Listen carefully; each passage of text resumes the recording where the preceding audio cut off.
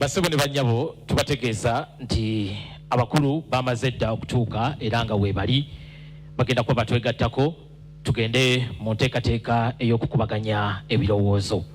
Naye ndowooza nga tetunaba kugenda mu nteekateeka ya kukubaganya ebirowoozo kati tusooke twanjulira abantu abagenda okulemberamu debate y'olwaleero ku lwa NTV. One of the contenders that will be joining us tonight is Mr. Frank Mulira Kabinga. He is the Revolutionary People's Party chosen presidential flag bearer, and that is in the upcoming 2026 general elections. He's known for his strong stance on federalism and is sending a clear message to the country. He also believes change needs to happen in the country, our beautiful Uganda. Okay. Tusubira Frank Mulira, atingera tusubira ne Joseph Mabirizi Elton. Era naye ajja kubanga atwegattako mumujjukira bulungi nnyo yavuganyaako ku ntebe y'obukulembeze bw'eggwanga mu kulonda kwa 2016. And also we'll be expecting to hear from Nathan Andala Mafabi. This one is a prominent Ugandan politician. He's also an accountant and a lawyer by profession, and is also a key figure in the opposition Forum for Democratic Change. He has currently he has served as the Secretary General before, and now is going to be leading them to finally, hopefully, get to lead Uganda for the next 5 years. Nga bwetufuna amannya amalala njagala okubategeeza nti abagenda okulemberamu debate eno si yeffe abali wano. Wabula tulina Priscilla Regina Nalwoga olino nga imuweereza wa program ya Morning at NTV era omulimu guno agukoledde ddala n'obuvunaanyizibwa obwetaagisa era agukoledde ddala okumala ekiseera nga afuuse ekyokulabirako eri abaana abayayanira okwegatta ku mulimu guno ogw'amawulire. Gwe njogerako alina eddoboozi. Priscilla, abantu babuuzeeko. Wanjisebo. Abantu babuuzeeko. Good evening, ladies and gentlemen. Good evening, ladies and gentlemen. How are you? Are you ready? Is Uganda ready? That's the spirit. Thank you very much. My name is Priscilla Regina Nalwoga, and I'm pleased to be your moderator for the presidential debate race for 2026 elections. And next to her is Arnold Segawa, a doctor, a monetarist. He's a central bank scholar as well.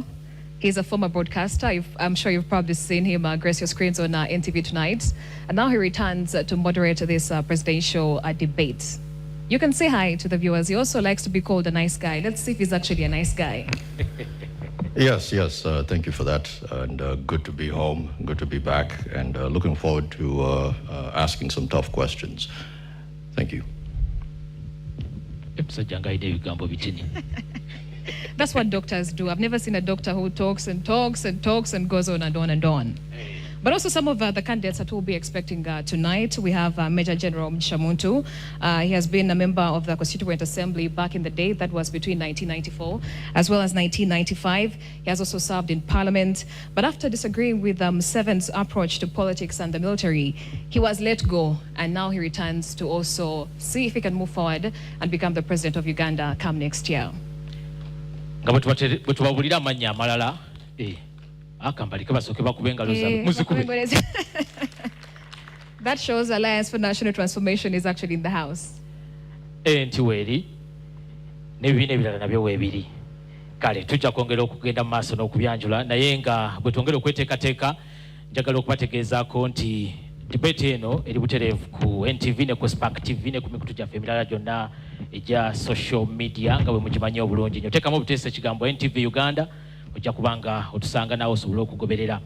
Twagala okubategeeza nti debate bw'eneebeera nga etandise entambula zino ez'okwetala zijja kuba zikendeezebwako kirungi ngenza okukyogera nga zaakendedde dda n'amaloboozi gajja kuba gakendedde y'ensonga lwaki twayise abantu batonotono.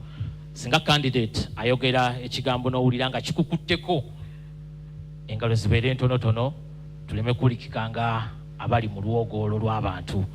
Kale twegendereze ensonga eyo tusobola okulaba nga debate yaffe tugireka nga eri civil. Mwebale nnyo, mwebalire ddala.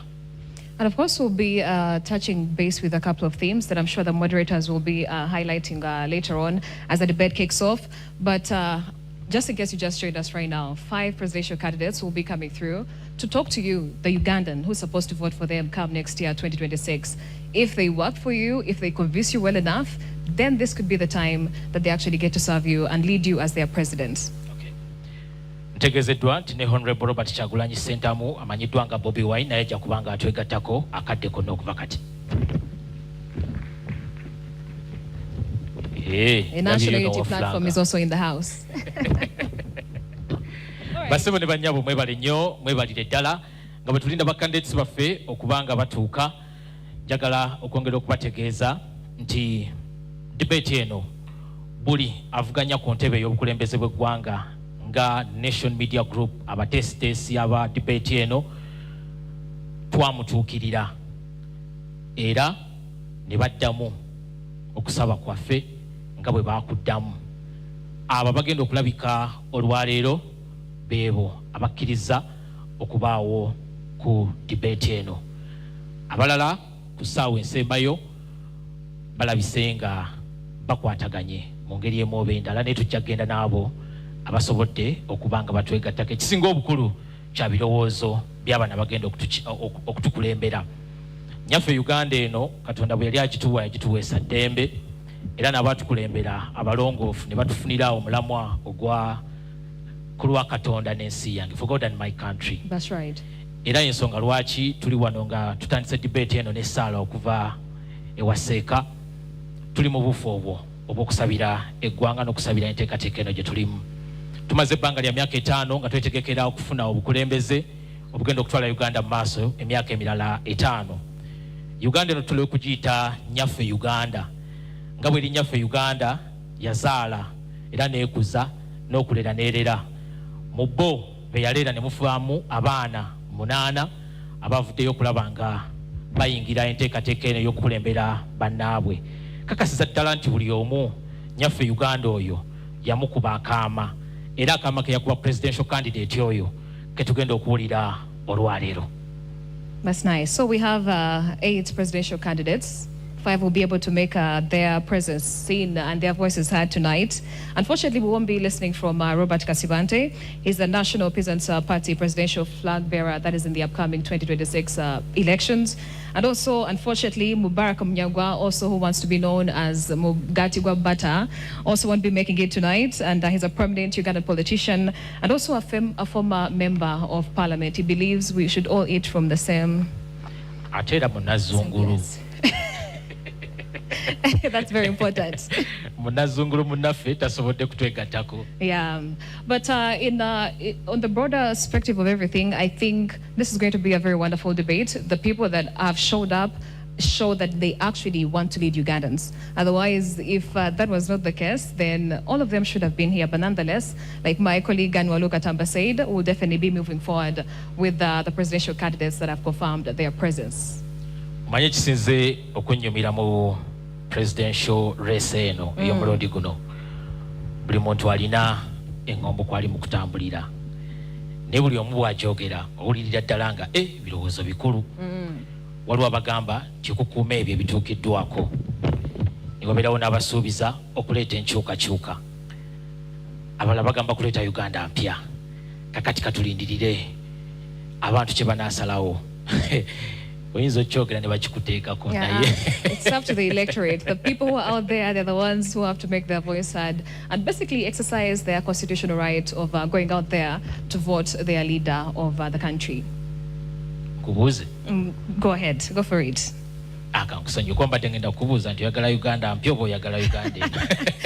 will decide come 15th January 2026. That's when I'm going to be making my decision. But I would implore all Ugandans, of course, to turn up and make their voice heard. This is a constitutional right. No one is doing you a favor. You're there to vote for Uganda, to make your home a better place. Nga bwe tweteekateeka njagala Priscilla otuyisizeemu ku ebyo bye tuba tusuubira ebigenda okuva mu katuuti ako we mutudde. All right, thank you so much, Anwar Katamba. As we do have the 5 candidates, we will be receiving them in a short while. When they take the stage, they will be speaking to you, the Ugandan. They will be telling you the one particular problem they have found that cuts across the east of Uganda, the west of Uganda, north of Uganda, south of Uganda, and central of Uganda, a problem that unites all of us 45.9 million Ugandans. And what is their solution? Should you trust them with your vote and give them the mandate to lead you as their leader and president come 2026? That is what we want to scrutinize this evening. Doctor. Yes, sir. Sebo nawe tuweyo.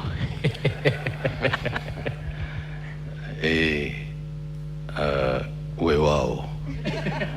As my brother Kawesa always says. But what we're looking forward to is a very candid conversation, honesty, and promises easy to make, and you fail short. Not speak of someone who was once a novelist and wrote very candidly about some things, but he failed to deliver. We want to see what our 5 people here have to promise Ugandans and whether or not they can deliver on those promises. Allow me to interrogate the doctor here. What would be the definition of a promise? Because we have seen different people, different communities saying that promises were made and failed. Well, usually when someone has no quick retort, they say that that's relative. And what I could say is that could also be very relative if you've been around long enough and you fail to deliver time and again. That also hits very hard. And as people are watching this presidential debate, what should they use as their measure for a promise to be kept? Well, the answer to that is quite simple. If you go through manifestos over time and you do see a regurgitation of something being said over and over and over again, then you have your answer already. So some of the candidates here that we're going to see have put out manifestos in the past. Some parties have been around for some election cycles, and it is time for us to interrogate, are you copying and pasting the same message that you had 5 years ago and putting it forth to us this time around? All right. We do have our social media platforms that are equally running with engagement and poll questions. Please feel free to actually reach out with your voice. Your voice matters in this presidential debate because you are the Ugandan that they are talking to tonight. The hashtag is NTV Presidential Debate 2025 across all our social media platforms, NTV Uganda and Spark TV. Please also be reminded that we are streaming live on our website, www.ntv.co.ug. Kale toyanza nnyo toyanzege mbeera bwetyo bwegenda okuba era mukadde kano ndowooza ba presidential candidates baffe bonna bonna betugenda okubeera nabo baweddeyo bamaze okutuuka. Honorable Robert Kyagulanyi Ssentamu naye amaze okutuuka. Kale kakati akadde konna tugenda kubanga tuyingira mu debate yaffe naye nga tetunaba kuyingira mu debate eyo. Doctor, mu advert ebadde etambula nga eraga debate eno tegenda kubeerayo, waliwo ekigambo kye wakozesa, not slogans. Sebo wali otegeeza ki? But it's just ideas. Sebo tumenyere not slogans but ideas. Sebo wali otegeeza ki? Sikiriza njogera Oluganda.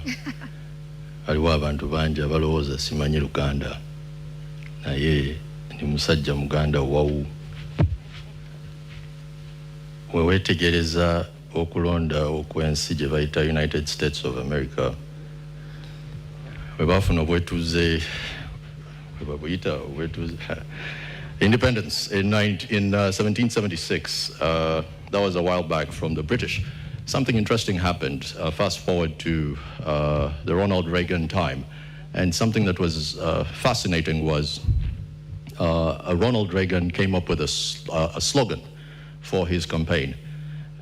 And when he came up with this slogan, it was Make America Great. Does that sound familiar? Yeah. Because someone used the same slogan in 2016, just added one more word, which is Make America Great Again. Okay. So if we are to go with sloganeering, then that is exactly what some people will do. They'll get away with murder just because you don't have a long enough memory to remember that there's a man who was once an actor, turned governor of California, turned presidential candidate and won the election. Okay. Oh, the same Arnold. Kale. Ah, Mukadde okay. kano twanirize avuganya kuba president Frank Bulira Kabinga amaze okutuuka. Frank Bulira Kabinga onono yakwatidde ekibiina ki Revolutionary People's Party RPP. Mukulu yoyo atuuka agende Butereevu Betty Mudondo mutwale Butereevu wali waggulu ku Baganda ke tuyita akatuuti ab'Olungereza oba ke muyita podium.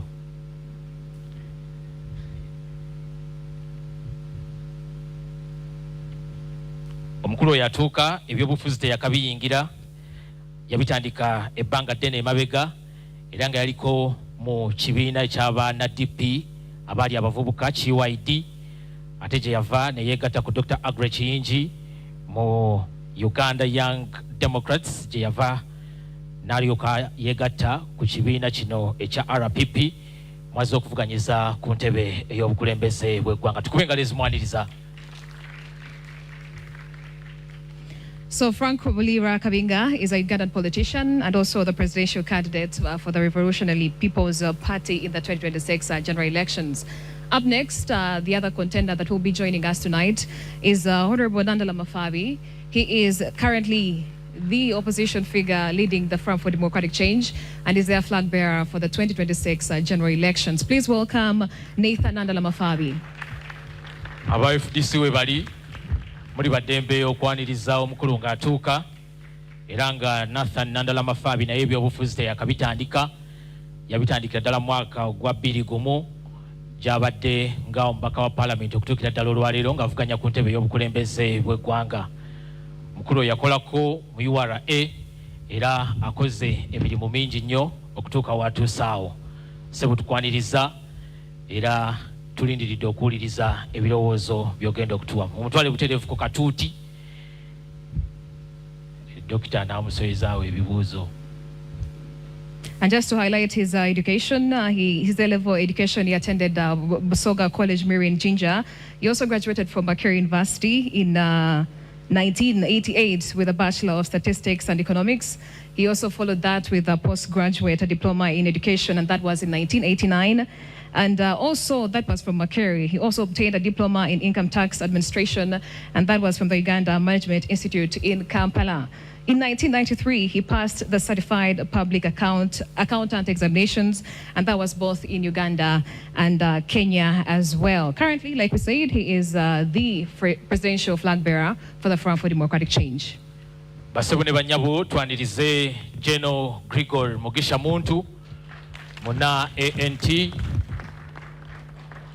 Sebo tukwaniriza ku debate yaffe eno etegekeddwa aba Nation Media Group ekitongole ekitwala NTV, Spark TV, olupapula lw'amawulire olwa Daily Monitor, radio okuli Dembe FM, Sakone KFM.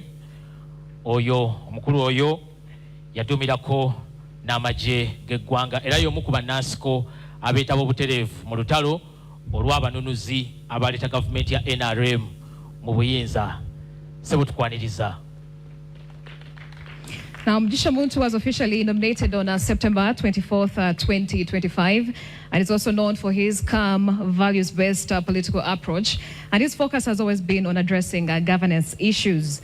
He has also criticized the current government for its failure to convert the country's wealth into prosperity. That is the retired Major General Mugisha Muntu. Thank you for joining us.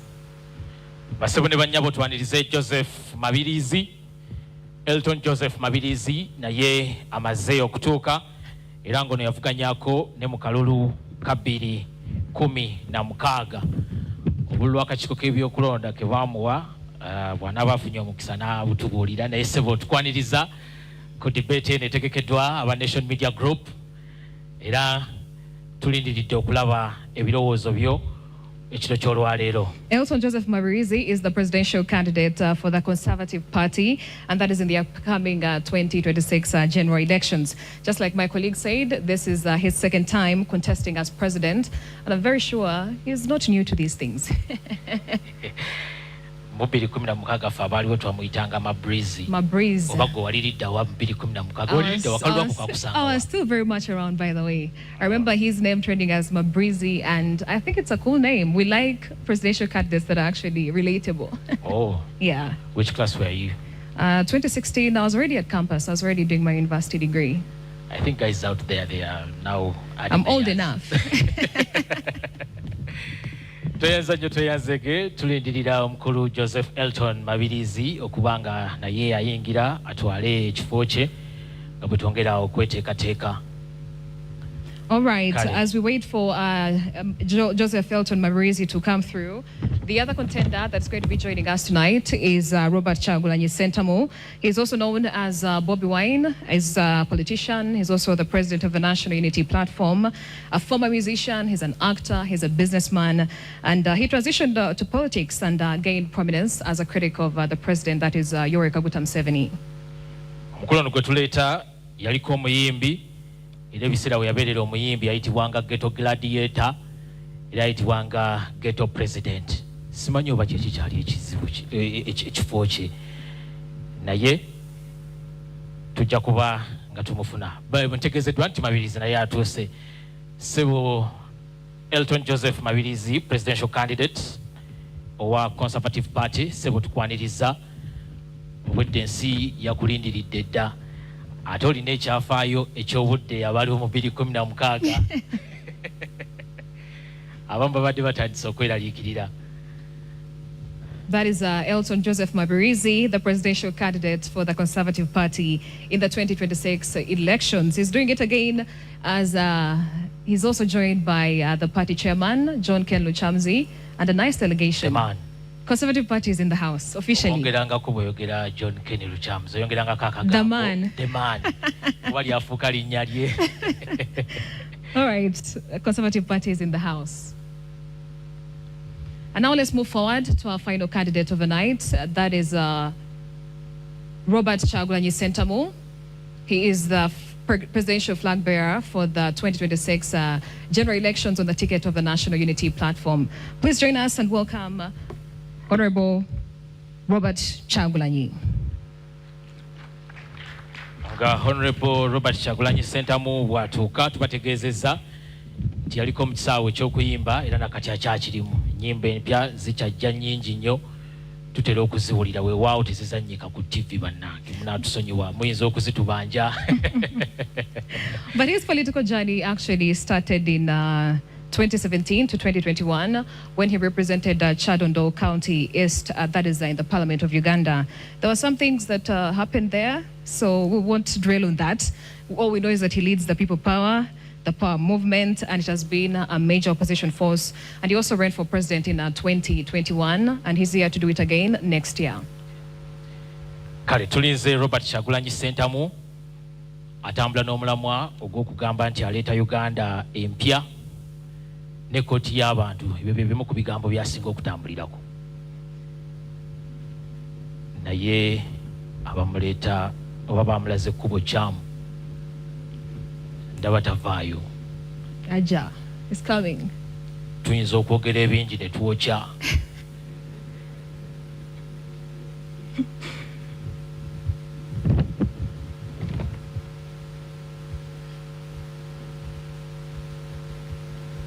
Kale ye Honorable Robert Kyagulanyi Ssentamu abasinga obungi gwe bamanyi nga Bobi Wine, president w'ekibiina ki National Unity Platform.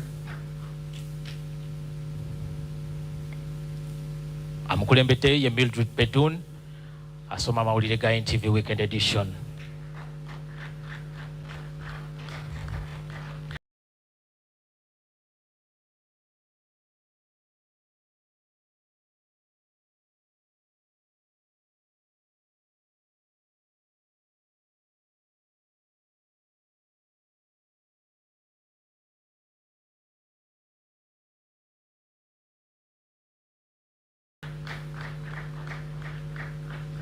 Kubaganya ebirowoozo twakutegeezezza nti abamu ku abo bagenda okulemberamu ku lwa NTV ba presidential candidates bano njagala tububanjulire basobole okubategeera obulungi.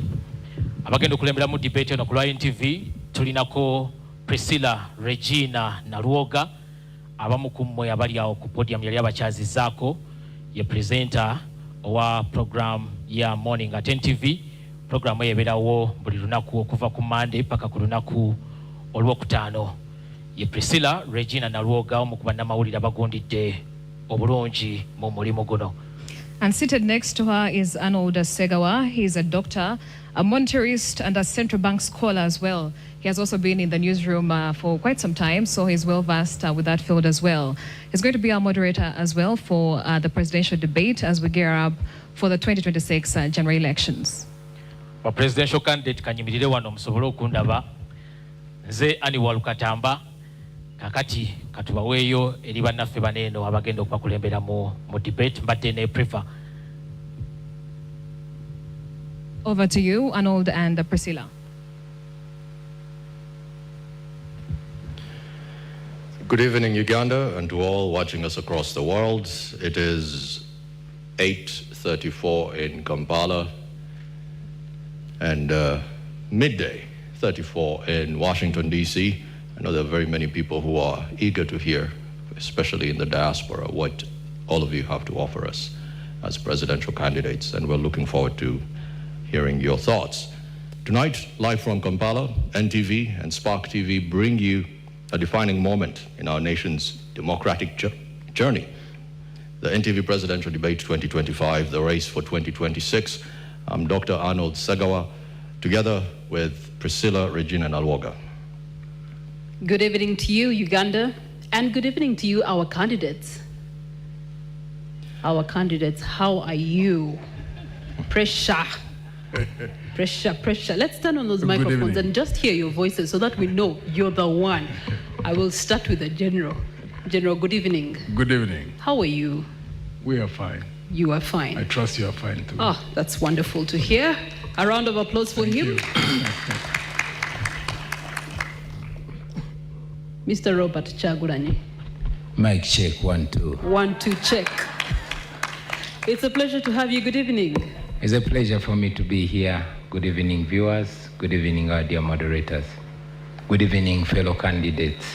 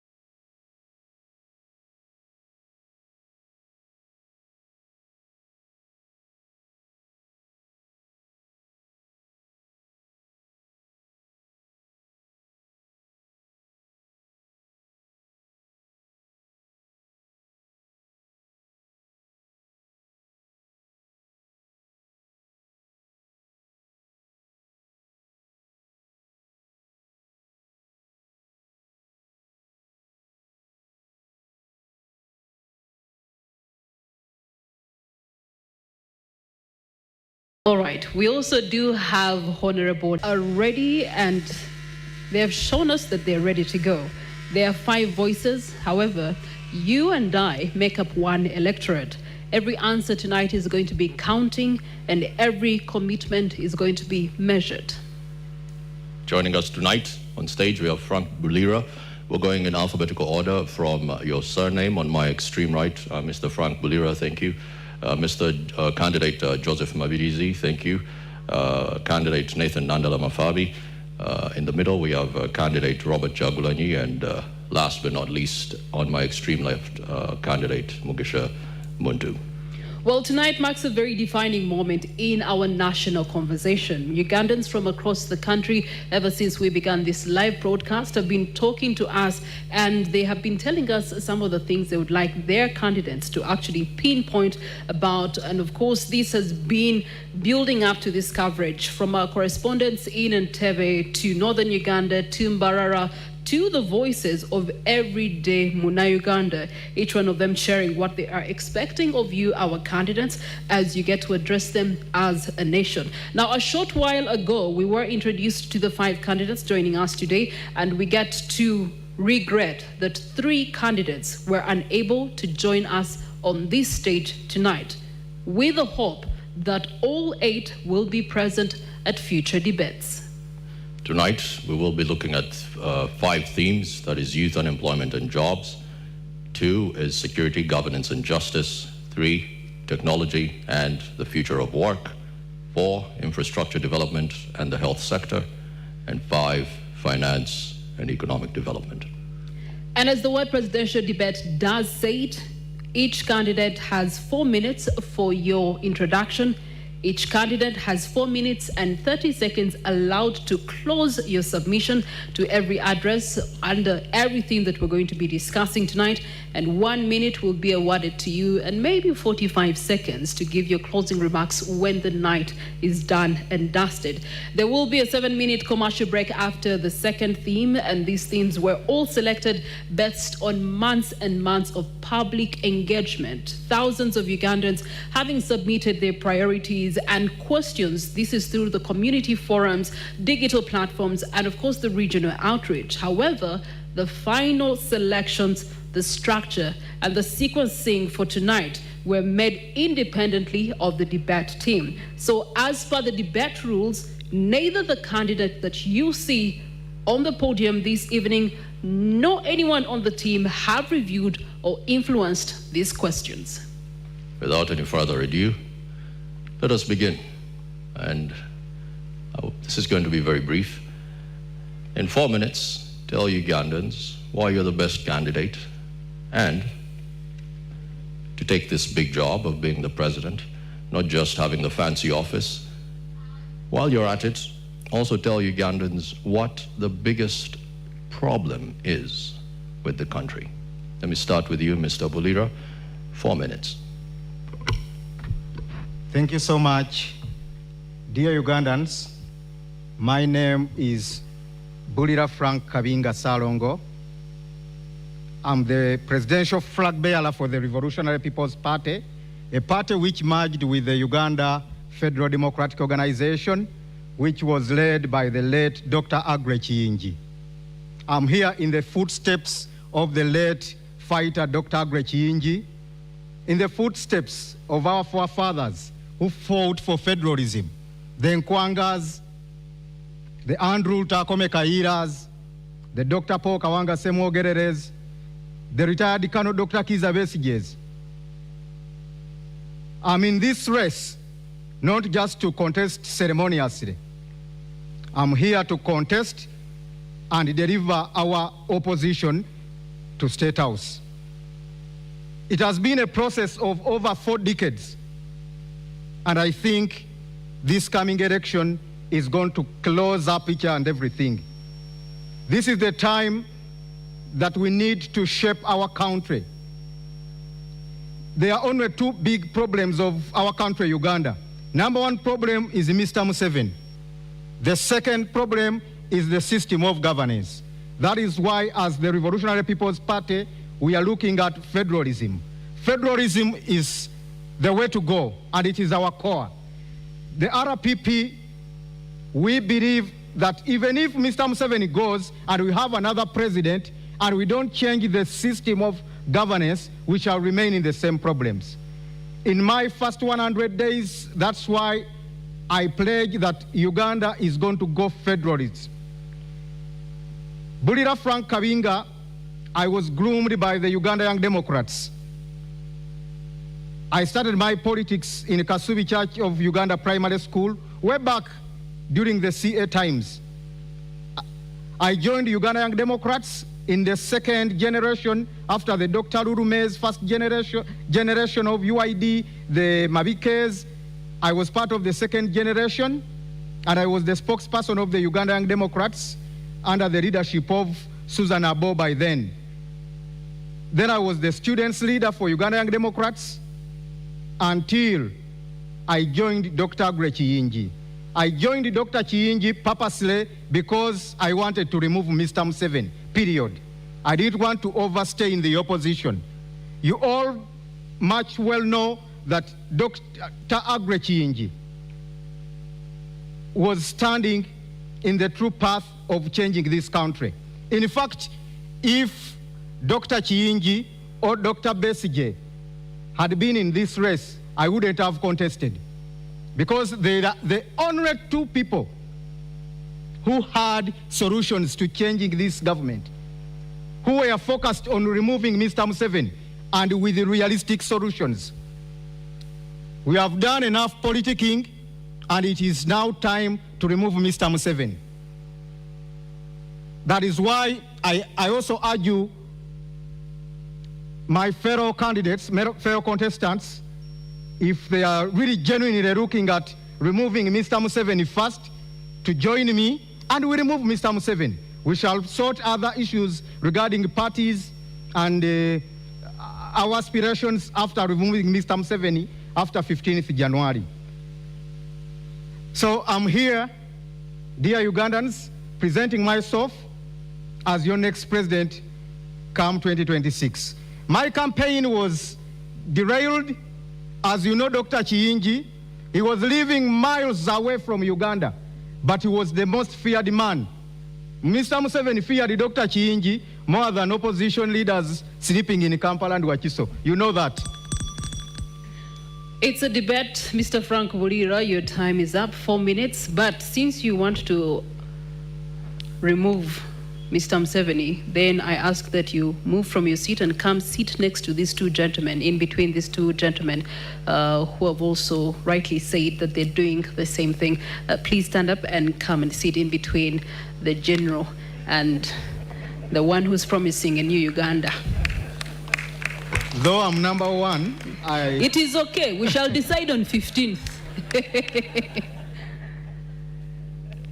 Thank you very much. Each candidate being reminded you have 4 minutes for your introduction. And now we move to the second candidate, Candidate Joseph Mabirizi. Good evening once again. My name is Elton Joseph Mabirizi Salongo from Conservative Party, the party which has outlived generations. In CP, we have the uniqueness that we stand for. Number one, it's about the governance, which requires fabrication to come up with something new which can fit in the generation we live in. We stand for regional governments, and when we talk about regional governments, many people will ask, what do you mean exactly?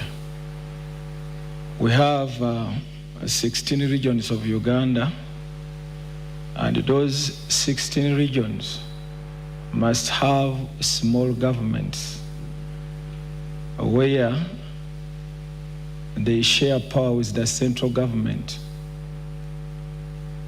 Uganda is like a sinking boat in an ocean. Without coming up with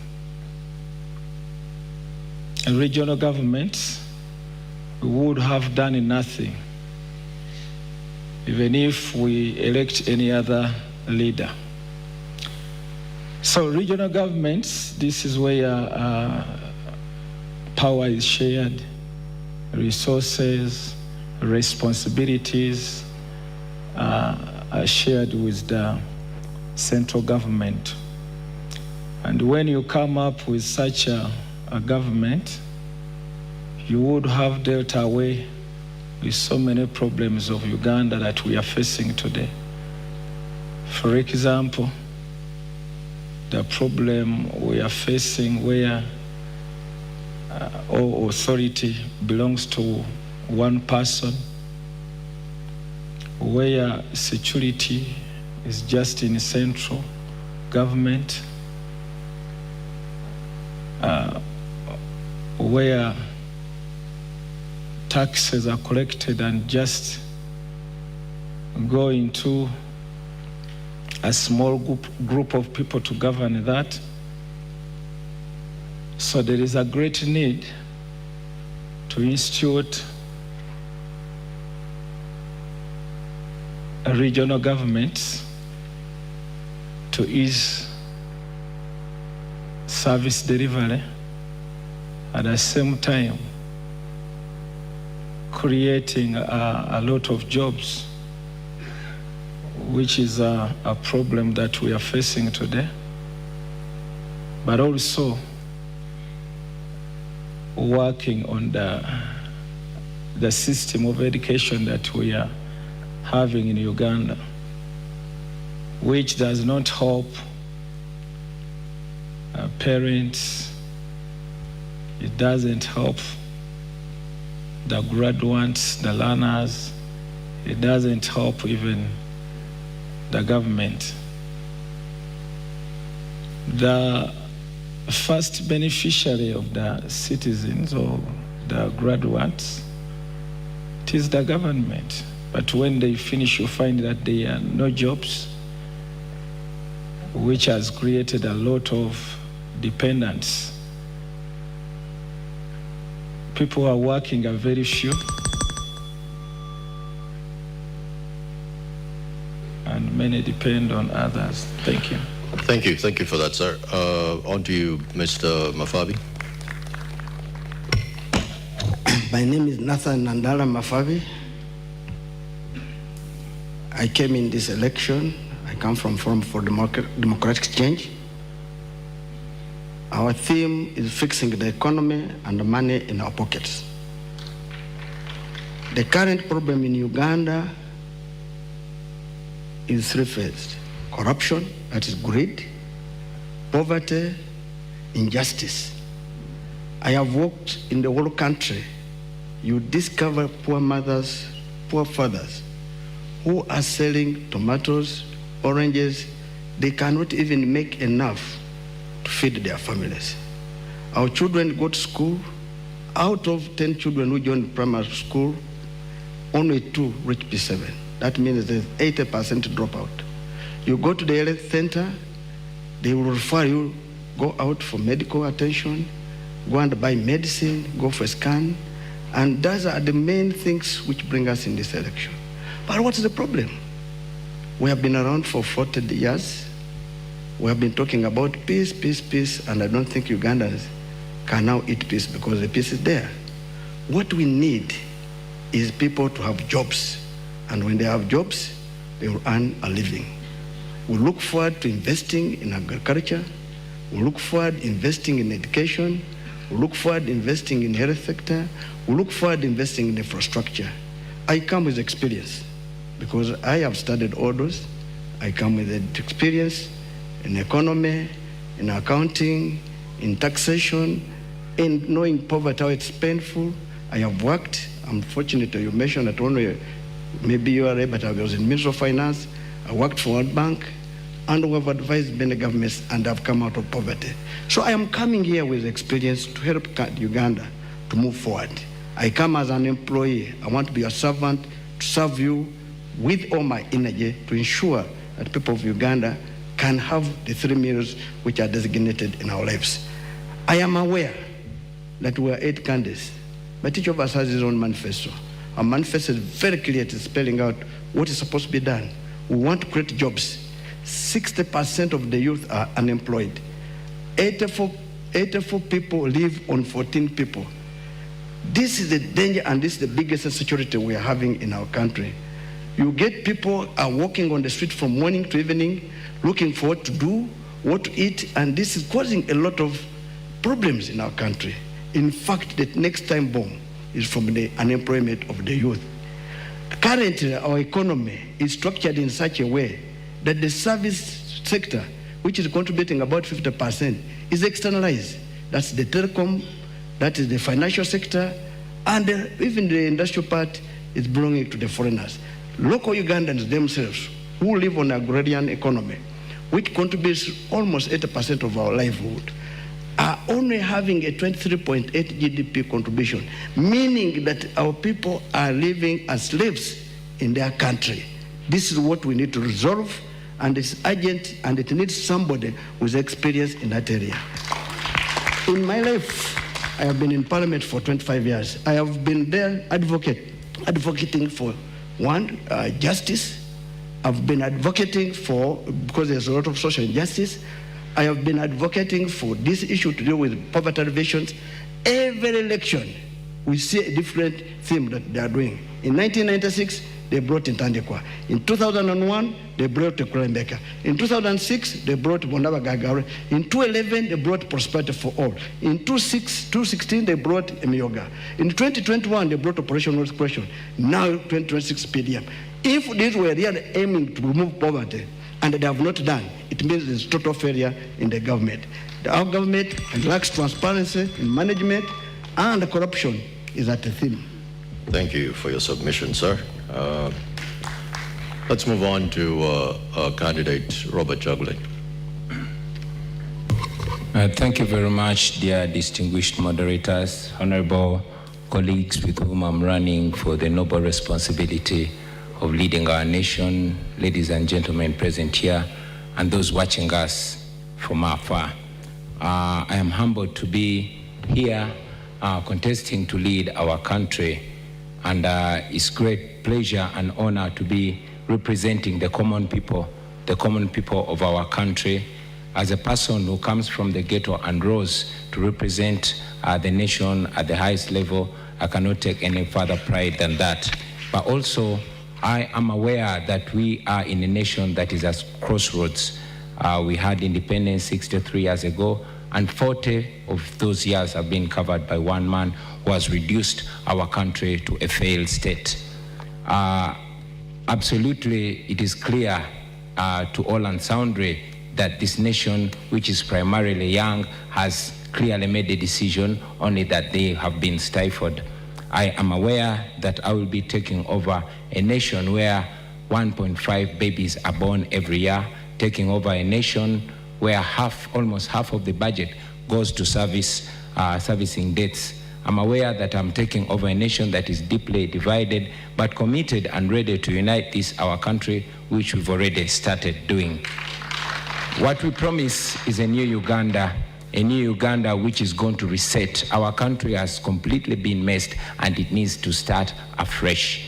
Every institution has been captured, and we intend to start again in a new Uganda where people are going to be servants, where citizens of Uganda should take over power to decide the destiny of their lives. As we stand right now, the people of Uganda don't have a vote, they don't have a voice, and they don't have power over their nation. The state has been captured completely, and we hope to liberate not just the citizens, but also those that are leading the country. On a downside, I had really hoped to meet General Museveni here, so I could publicly face him and hear what more lies he has to tell us after 40 years. To hear from him straight the gains he's protecting. Is he protecting the potholes? Is he protecting the rotten hospitals?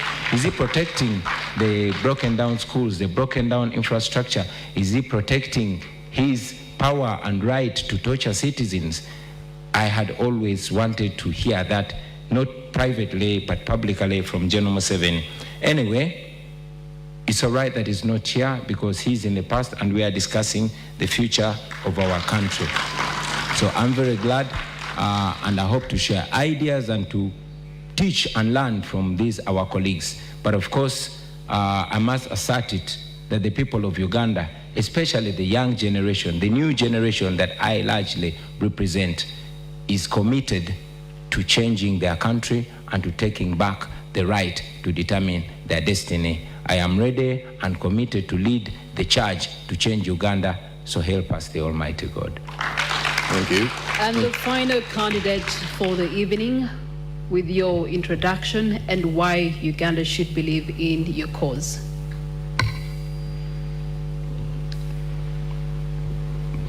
Thank you, dear moderators. Let me take this opportunity again to thank all the Ugandan citizens who are seated in this room and those who are watching us. I'm called Gregory Mugisha Muntu Oyera. I hold the flag for Alliance for National Transformation, whose mantra is values-driven leadership. We entered this race very well knowing the state of our country.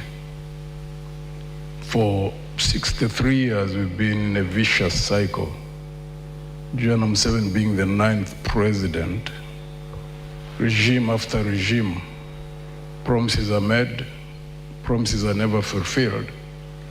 And we reached a point where we believe that there must be something up there that causes leaders to get up there in spite of the promises that they do make.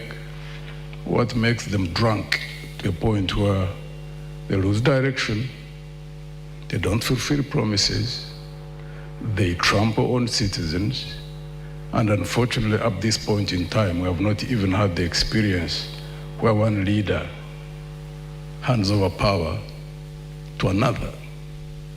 That's sad.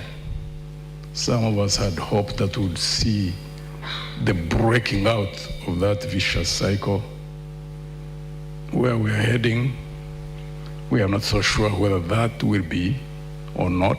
We keep on struggling. We hope that we'll see that at some point. We've been moving around the country now for about 2 months. The state of our people is quite frightening.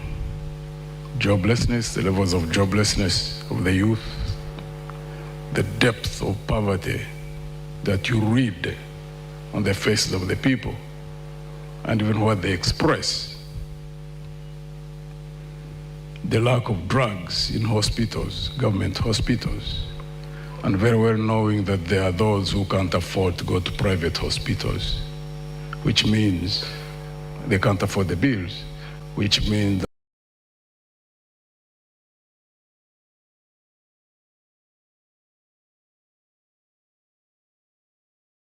that most people just go home to die.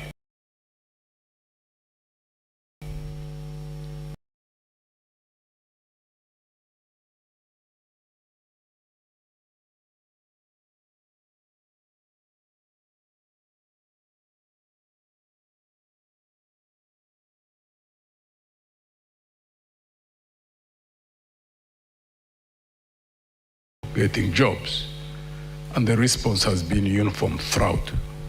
I've not been to any district where I've got a response that you can do an interview, and when you succeed or you are the best, that you can get a job unless you know someone, unless you pay a bribe. That's quite frightening, that government jobs can be sold. So the people out there who still believe that General Museveni should continue, I've been urging them on the campaign trail that considering that state of affairs and the frightening levels of corruption in this country, we lose 10 trillion Uganda shillings, that's about 2.7 billion United States dollars every year, that they should reconsider. General Museveni should just simply be retired peacefully on 15th of January. And I've been urging them to look amongst the 7 of us and select one who can lead this country from the vicious circle in which it is, the mess in which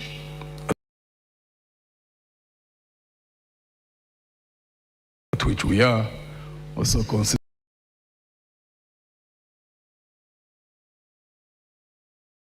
the frightening levels of debt.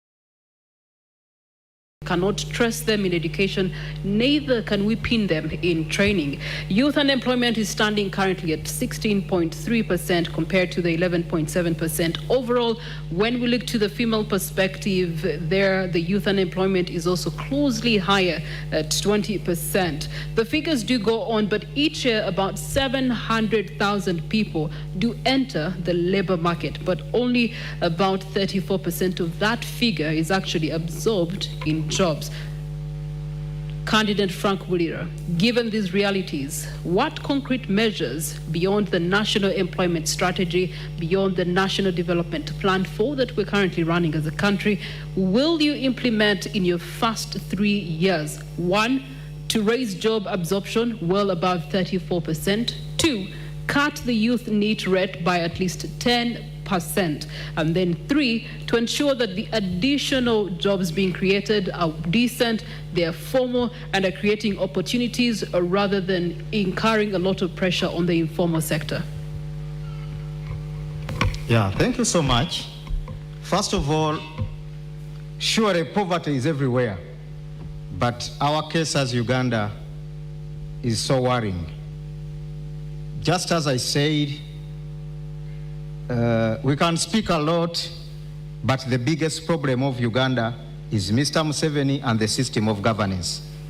Those are the two biggest problems, bringing about youth unemployment, growing at the fastest rate, and people losing hope in their country and in the future.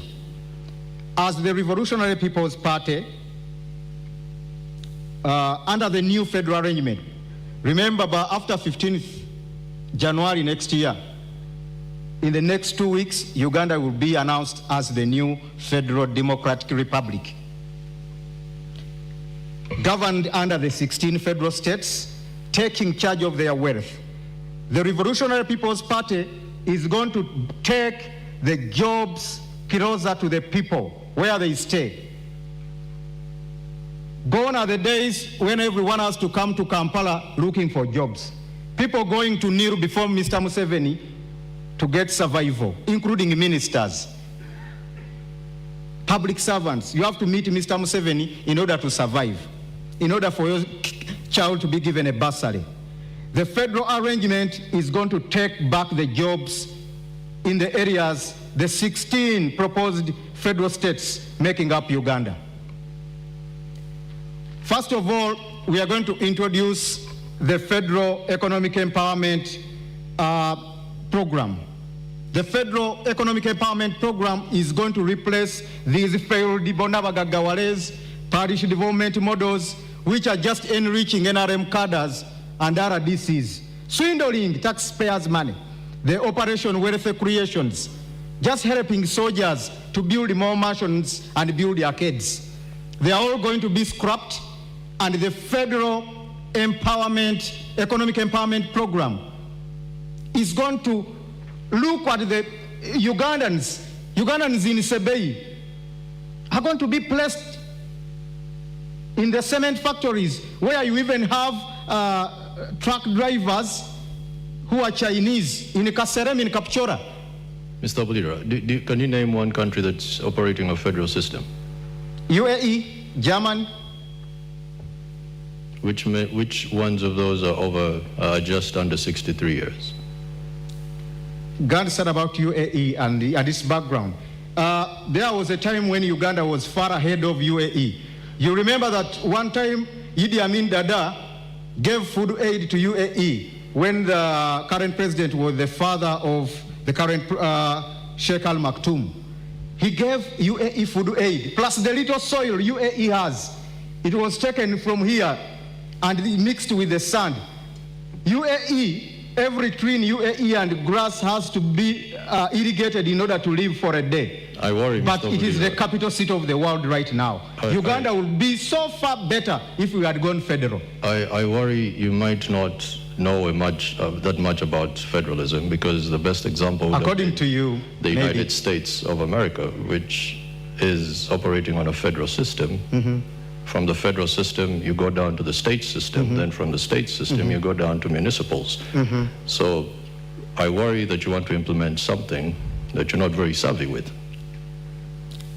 That is according to you. No, this is the biggest economy in the world. So if you're to give an example, at least let's go with one that has... I give the example of UAE because it's the country I know most.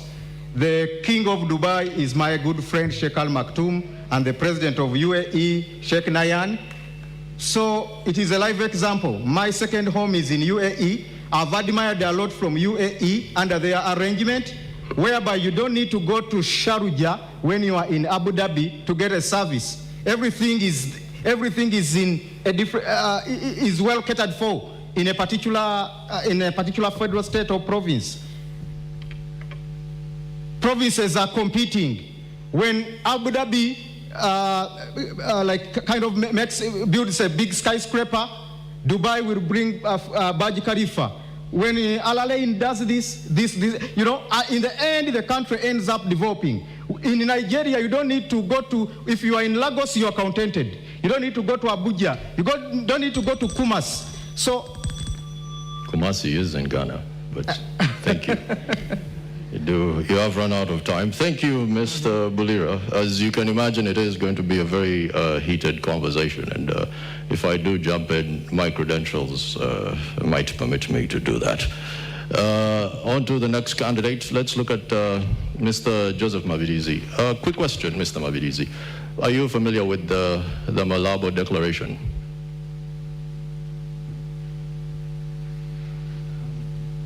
Could you kindly switch on your mic?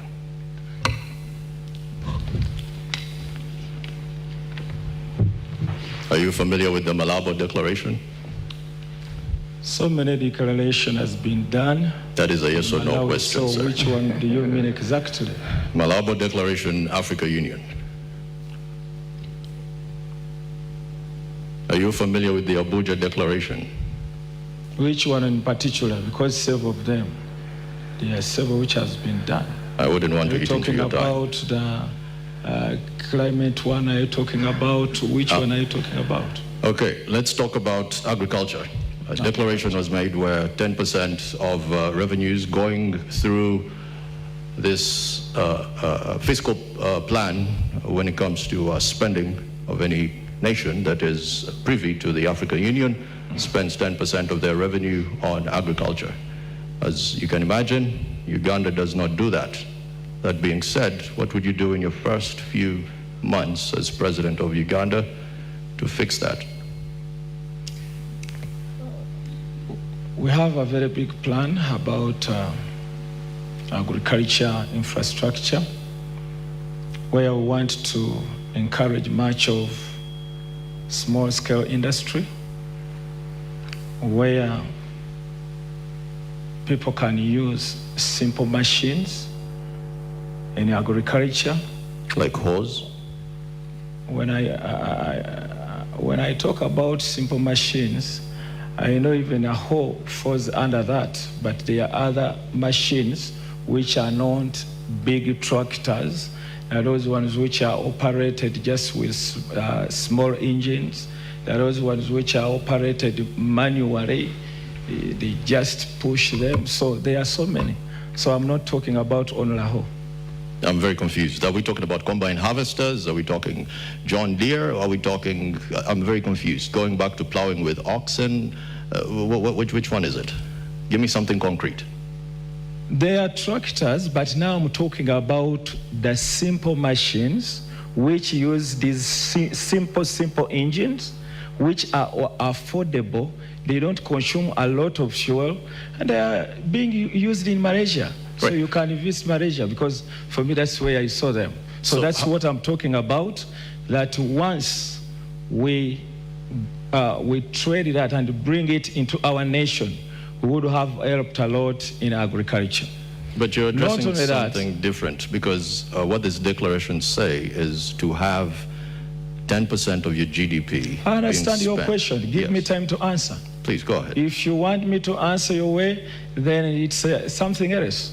Please proceed. I have my way, and I can pass either way to answer you. So you want me to give the answer you have? Huh? I have my own answer. So, you know, I told the person who contacted me that let me hope you are taking me into a debate, not something like questioning you, then you answer this, someone asks another question to take you off. So, what I was saying, there is a need to get that into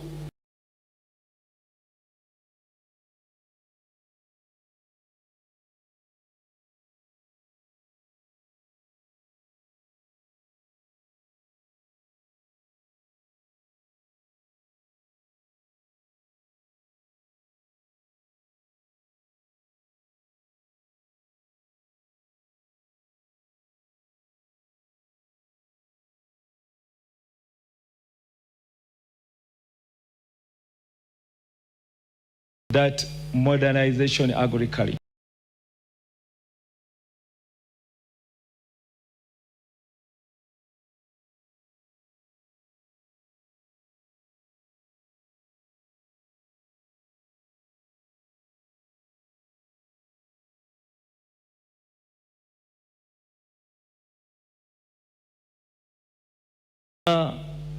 Regional governments, they are responsible to institute and put into practice what fits their region according to agriculture. So it will be the responsibility of the regions sitting and deciding, even what the declaration aimed at may be less. Each region will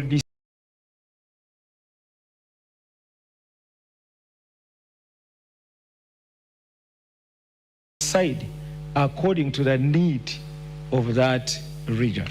That's what we call shared power. It's not about only one person dictating that things should move in this direction of the other governments. Makes sense. Thank you. All right, as we do go on, be reminded that our first theme of the night is youth unemployment and economic reset. This is where we'd like to turn to Honorable Robert Kyagulanyi Ssentamu, the one who has quite a large youth following.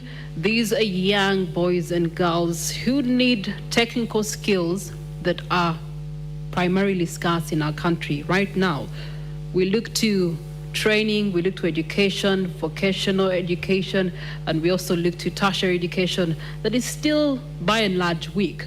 And also the digital economy is leaving so many people behind. From what you have seen in the many days you have been all over this country, if you were to become president, what immediate reforms will you use to drive an overhaul in TVET and then also build real digital skills and ensure that the young person you have been meeting on this campaign trail is actually not locked out of the future?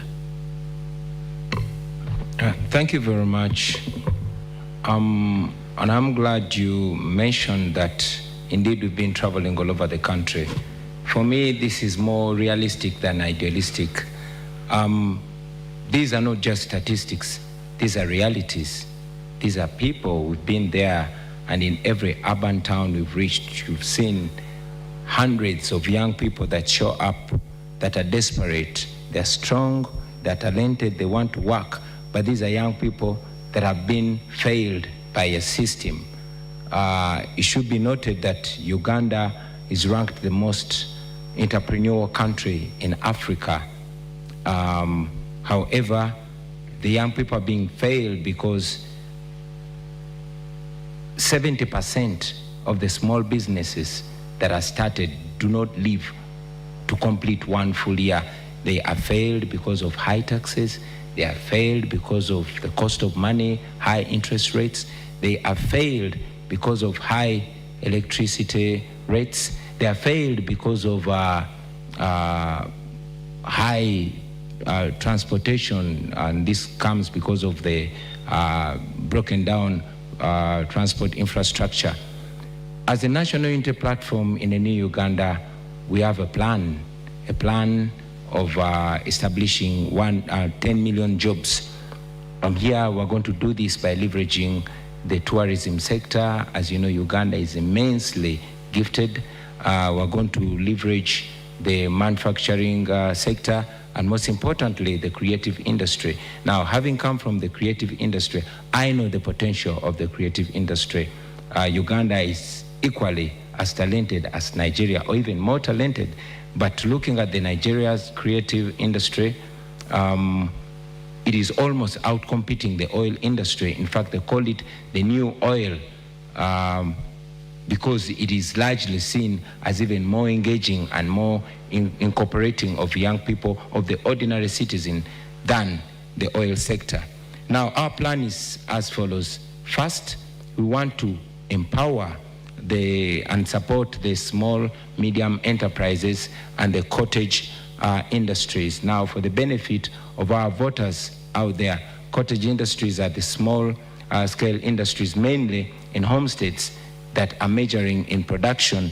These, we must understand, looking at the growing economies of the world, these have been the unsung heroes of these growing economies. China, India, Brazil, name it. So, looking at these examples, we think it can be a benefit in Uganda. I'm looking at areas, especially these that are near borders, like Arua, like Chisoro, like Kabale. If they are supported, they could boost even production, and they could even boost export, looking at production of textiles. When you say supported, what does that mean?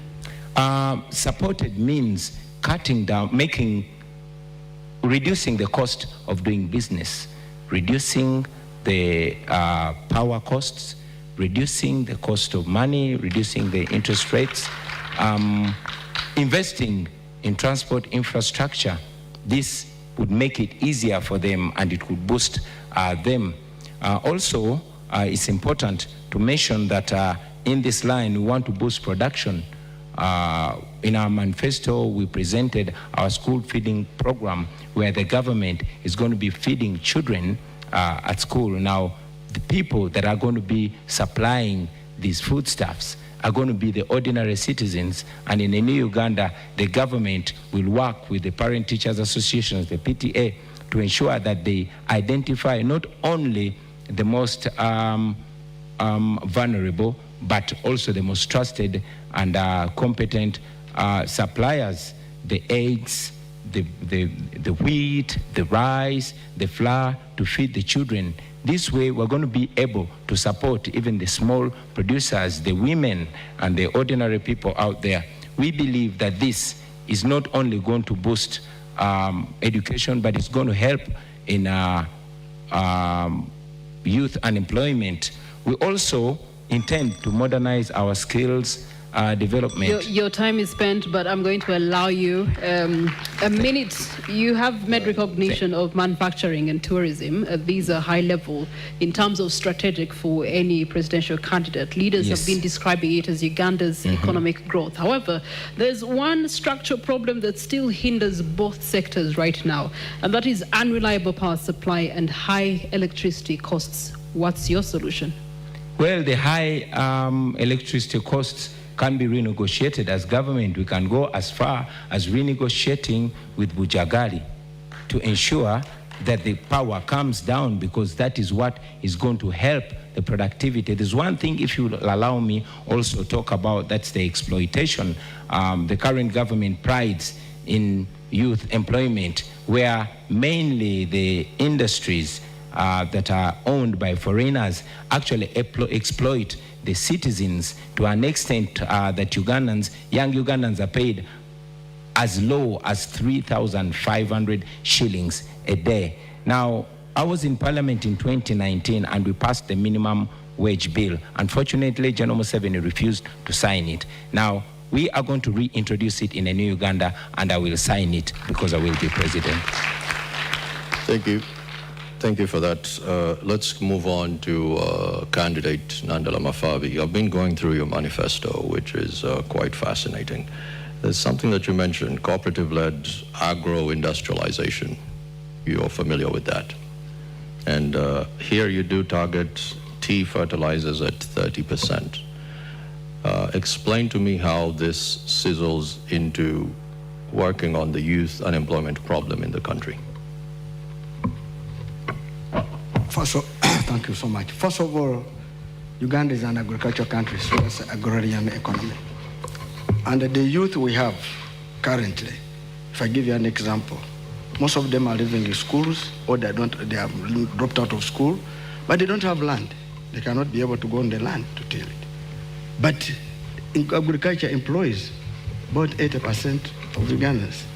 Now, as a government, which should be serious government, should ensure that Ugandan citizens are employed.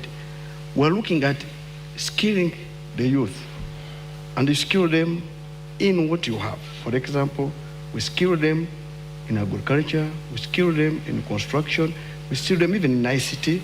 Now, if you skill them in agriculture, that means you are trying to modernize agriculture. And if you're going to modernize agriculture, this youth will be employed in those sectors. I can tell you agriculture can go ahead to employ the biggest number of people. What do you do there? You produce what we call agro-processing. And if you go for agro-processing, those are industries and related industries. And when you bring agro-processing, the youth who have studied or who have not even unskilled ones, but you can skill them, will go and work in agro-processing. And that's creating jobs. And I can assure you the biggest now where we can create jobs currently is in agro-processing, in the agriculture. And Uganda has an advantage. As I said, God has given us the best weather. You can grow anything. Now, for example, here we used to have 4 cash crops. And the cash crop meant where we used to get cash. That was coffee, cotton, tea, and tobacco. And the cotton you are raising, it is called, the cotton is called white gold. Now, what has happened? You talked about tea. The tea is called magnetic money. Now, the tea, you see, right now as we speak, the soils which have been growing tea have been taken to do other things. But why we're talking about fertilizers, you need to boost that land to grow more tea. And currently, even the tea which they are growing, there's a lot of debt which they have not paid farmers. And the farmers are getting discouraged. A good government should not make farmers get discouraged. What should be there should be a mechanism whereby if there's overproduction, you have stores, that is called silos. You must be the one, be the catalyst leading the marketing processes. You must be the one even trying to call incubator industries, whereby you can create an industry and hand over. I'll give an example. I deal in fear. Total Uganda, which was, I think, an international policy, they came with a policy of saying younger dealers. What they did, they would give a young man or young lady a petrol station to run, but they would give him fuel to run that petrol station. They would be deducting the margins, but leaving him or some money. Give him a period of about 3 years. They say you must exit, so that they bring another new dealer. And the purpose was to train them how to manage business. Many of them got out and have built their own petrol station. They're up there. If government of Uganda did the same, to do incubation like that, whereby we pattern, even with the private sector. Another example I can give in the next way. If a company employs disabled people, it gets the tax deductions from what this tax. If government of Uganda wants the youth to be employed, they will be employed. How? You go and say you employ this youth in agriculture, you will have the following. 1, tax exemption or reduced tax. 2, you will be given some facilities because the youth will be working and earning a living. The tax deduction and what you are giving is creating the young man or young lady to be employed. I can tell you, agriculture is one of the places we should invest more money whereby we can have our youth employed.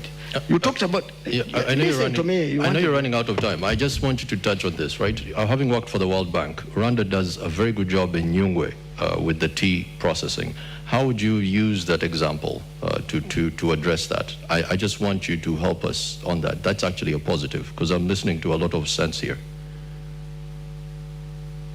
Come again? Rwanda is growing a lot of tea in the Nyungwe plantations, and you, having worked in the World Bank, I know you use a lot of case studies. How would you use some of their examples with your experience to make the tea plantations better here? Are you aware the Rwanda copied our proposal which was made by Uganda. This is why I want So you I'm to... trying to say that what Uganda is very good at writing proposals, but not good at implementing them. I am trying to tell you that this what I'm raising can be done. Tea can generate money, tea can generate jobs. Because I'm saying that when we, first of all, the tea farmers will get money. The processors will get money. The transporters will get money. What I'm trying to say that if our target is to invest in tea, which we are putting in our manifesto, those tea growing areas will be we have talked about subsidizing fertilizers, putting, you see factories, when you're trying to do a factory, you lead. Because a person going to the bank to borrow money is more expensive. But the government can put a factory and hand it over and tell these people after a particular time, you will have paid the factory for and go away. Currently in our country, I will give an example. There's a gentleman who was involved in the tea industry. What he did, he even borrowed money from a money lender. You know Uganda now is being led by money lenders. What happened, the cost became high. It took my minutes. Please. Kindly, yeah. It took my minutes. Listen to me. So when he could not pay, of course, there was a lot of loss. Our country has been done in such a way that cost of capital is too high. And because even the reason why cost of capital is high is because of government. The biggest borrower is government. So it crowds private credit.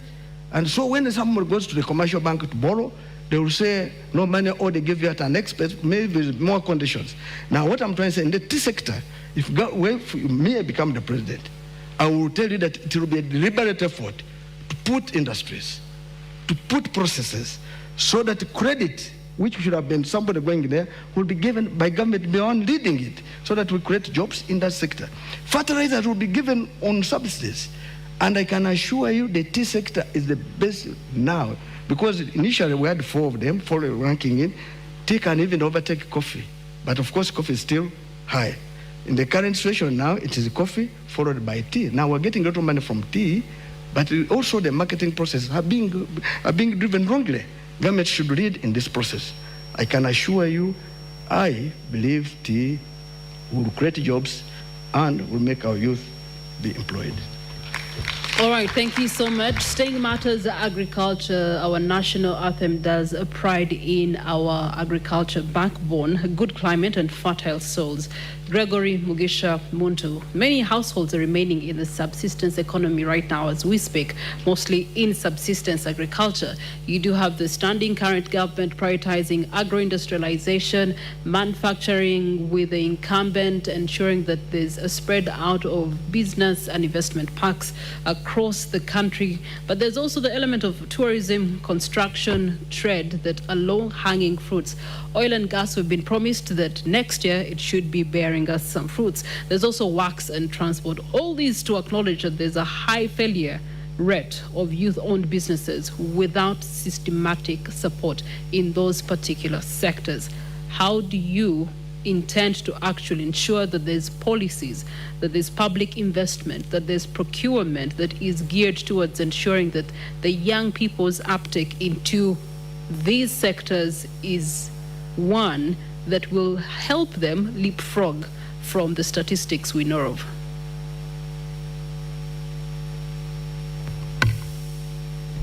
The measure of development of any country must be reflected in the development of the people first and foremost. In Uganda, where 70% of the population is in agriculture, fisheries and crop as well as the dairy industry, you have to focus to lift those people from the levels at which they are. And one of the things which is absolutely sad right now is that there was a total breakdown of extension services. And also, credit is very expensive. Other than PDM, which is touted all over the place, which is only 1 million, it cannot help farmers who want to invest. One, raising money for quality seeds, buying fertilizer in areas where you find that soils have got depleted, and then buying pesticides for spraying of crops, and also the use of machinery, either tractors or ox plows. That requires capital, and most of these peasants don't have access to capital. and our cooperative unions were literally broken down. It is very amazing that there is actually one fund. It is small, it's not big, the Agricultural Credit Facility, which is given by Bank of Uganda through commercial banks. In the 74 districts where I've gone, I have asked in about 8. It's only in one district of Nwaya where only 2 people raised their hands who were aware of such existence of such a fund. Now you can imagine, this is an agricultural country. There is a regime which touts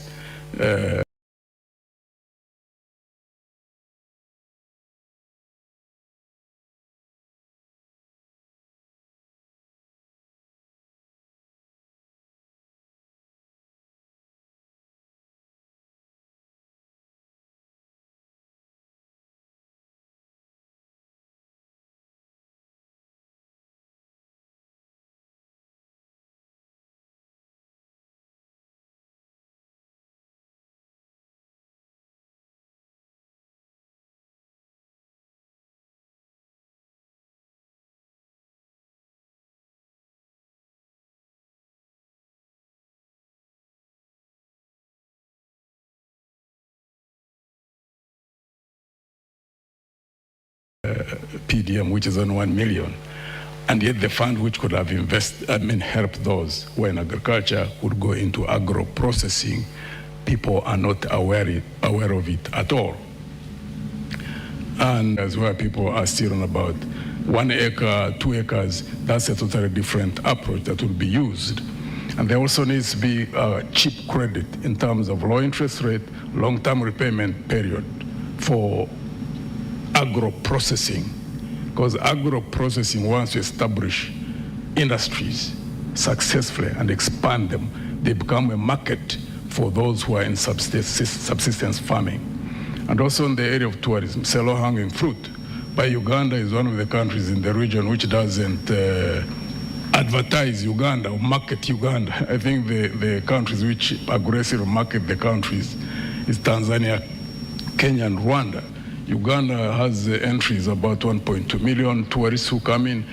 Kenya, Tanzania has about 2.5. If Uganda was able to advertise itself, considering the beauty of this country and so many opportunities that there are in terms of tourism, and increase that rate from 1.2 to possibly about 5 million people, the employment and the levels of opportunity that there would be, those who would be expanding the beds in the country, those who would invest into cottage industries, because that would also be a market for agriculture and those who are agro-processing. If you get like 4 million tourists coming into this country, it will create a market for those, someone who's producing yogurt, someone who is growing carrots and cabbages, someone who is packing rice, someone who is all nature of things. Uganda has not, I think they are sleeping on the job when it comes to tourism. In that regard, this regime, it would be our intention to ensure that we fully exploit the area of tourism, because it's not called a low-hanging fruit for nothing, because investment doesn't take a long time. Marketing itself, once you have skilled advertising, Ugandans, there are so many Ugandans who are skilled in marketing, we can increase the tourist entries significantly in a 5 years' time, and it will be a very big area for employment of the youth. In your ANT manifesto 2026-2031, you are also very big about monitoring and evaluation of the manifesto you would have put out should you become president come 2026. What would be the indicators of success for the things that you have mentioned, particularly increasing the agriculture credit and also creating markets beyond our borders?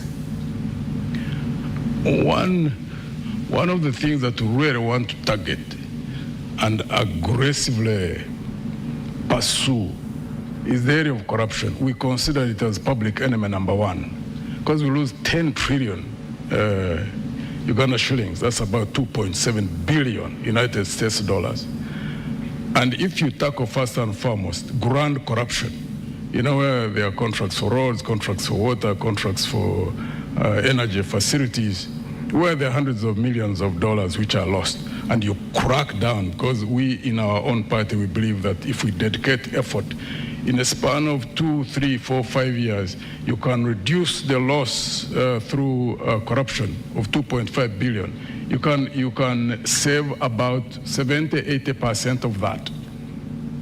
Reinvest it into the sectors which are needed: education, health, and also areas like I've already talked about, like in tourism. One, education, it may take a little bit of time to bear the results, but it's the highest form of wealth for any country that wants to develop.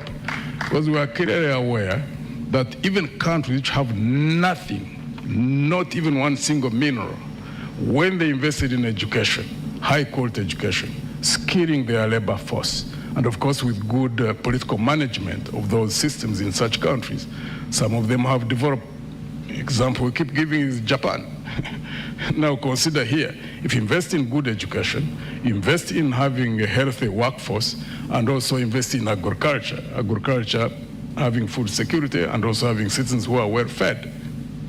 When you have those, plus the mineral potential which we have, and good political management, the sky is the limit for this country.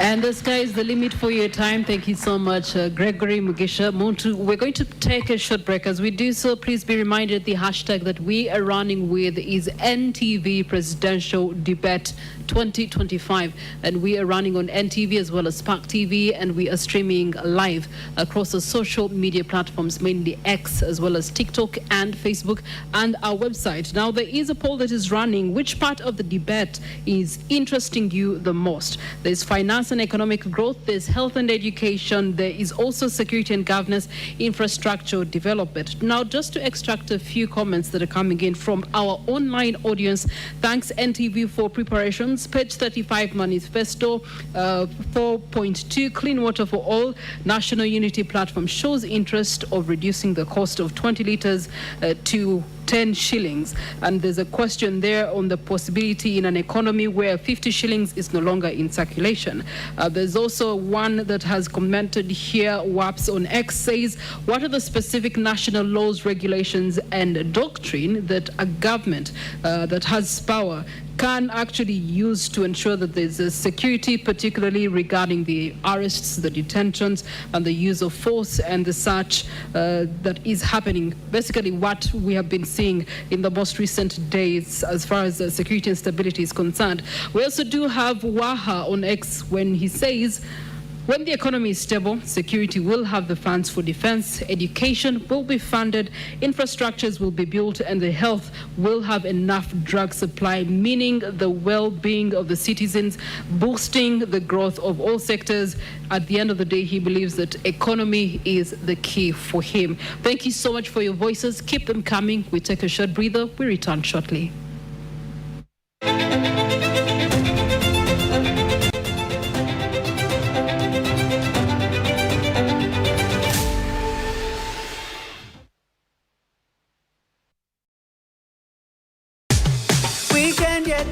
yeto inagafumba. You got Glovo. Oinacheweta mukatale tofayo. You got Glovo. If you're having a celebration, you got Glovo. You can order what you want, you can get what you need. You got Glovo. You got it all. You got Glovo. Download the app, order with Glovo, track it minute by minute until you receive it in minutes. Your voice counts and matters as we move toward the... In 2024, Uganda recorded 37,000 new HIV infections and 20,000 AIDS-related deaths, a situation that calls for collective efforts if the country is to achieve its target of ending AIDS by 2030.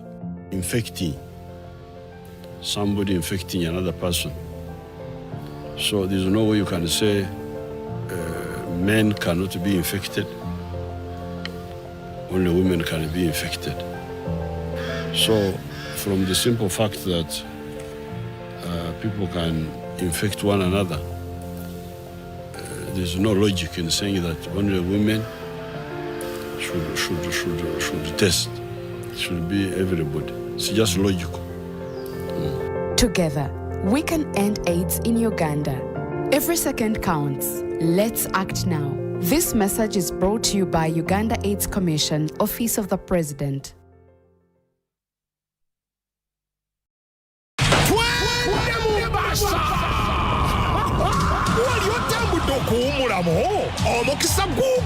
kibunomu anti Spark TV ng'ejaguza emyaka 10 nga tuli wamu ne Park and Go tugenda kutwala abantu abanewangulira omukisa guno Mombasa Kenya bawummule bubanyumirwe nga buli kimu kisasuliddwa tugenda ku beach Spark TV ng'eweza emyaka 10 okwewangulira olugendo luno sasula 2,000 ng'okozesa MTN Momo ku merchant code M49 noti 83 oba ku Airtel Money ng'okozesa merchant code M6 noti teeka mu Mombasa nga reference yo buli wasasula 2,000 ezo n'emikisa gyo gyeyongera egy'okuwangula nkuba baweetabye mu kalulu twende Mombasa with Pack and Go Tours and Travel.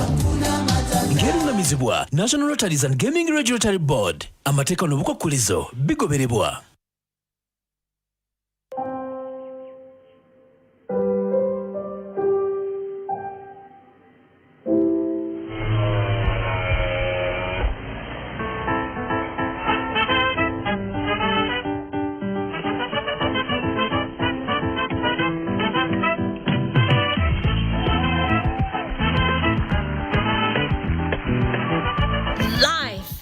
Beautiful, soft care pads. So fit, so right.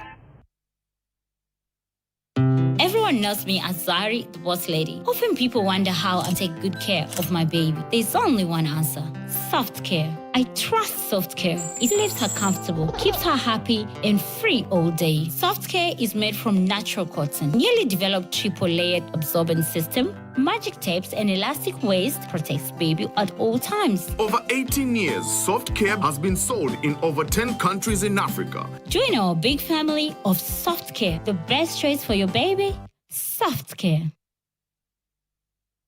So many colors, so many shades of excitement. It's Plascon Paint and Win, the Colors of Excitement edition. Simply buy Plascon Paint worth 100,000 shillings or more. Get a scratch card. SMS the code to 7197 for a chance to win exciting prizes. 1 million shillings daily, tuk-tuks, borders, instant prizes, and an additional shelf 3 million shillings weekly. Terms and conditions apply. Plascon, color your world.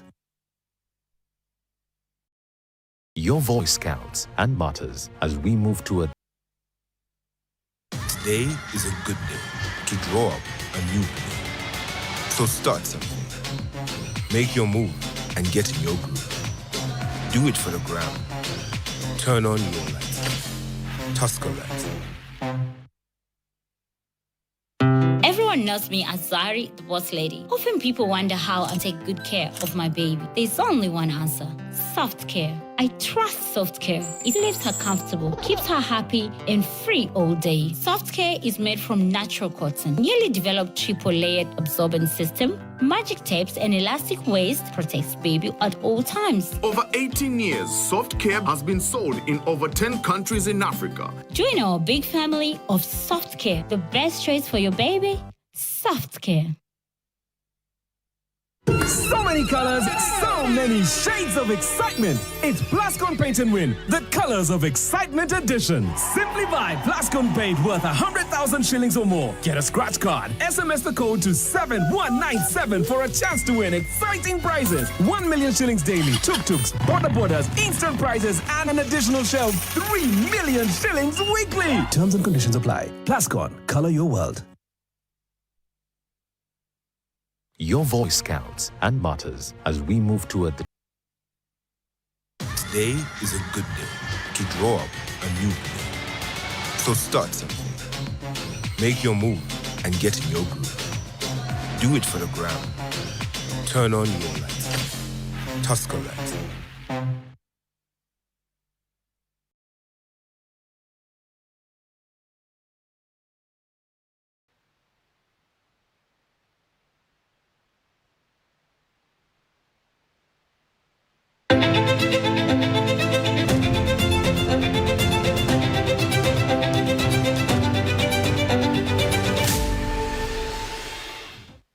Elevate your experience at Protea Hotel by Marriott Kampala Skies. Wake up to breathtaking city views from our luxurious suites. Indulge in sumptuous buffets and world-class cuisine. Host seamless events in our spacious conference facilities. And toast to the skyline with signature cocktails. For unforgettable stay, visit Protea Hotel by Marriott Kampala Skies.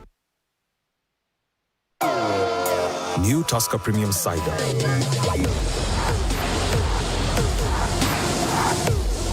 Crisp, delicious apples crushed and blended to create a unique taste explosion.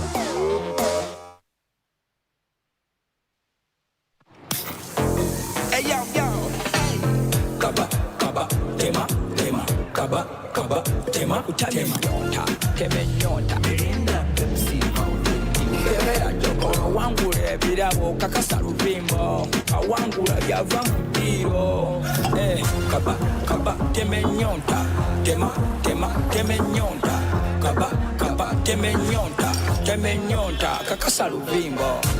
Temenyonta and win. Buy and drink any 300 ml Mirinda, Pepsi, 7-Up, Mountain Dew, or Evervest. Check under the ground and stand a chance to win from drones, Noah's, cash, border borders, flat screens, and so much more. This promotion is valid for a limited time only. Terms and conditions apply.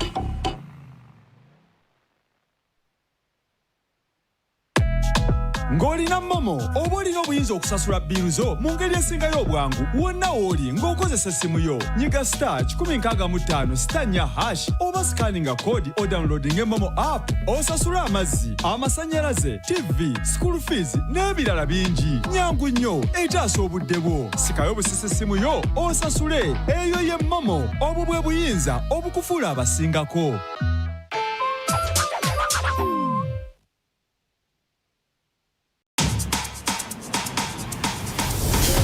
All the taste you want in a beer. Rich, silky, delicious, Guinness, smooth. Now with a daring new look. As bold and vibrant as you. Guinness Smooth. Make it yours.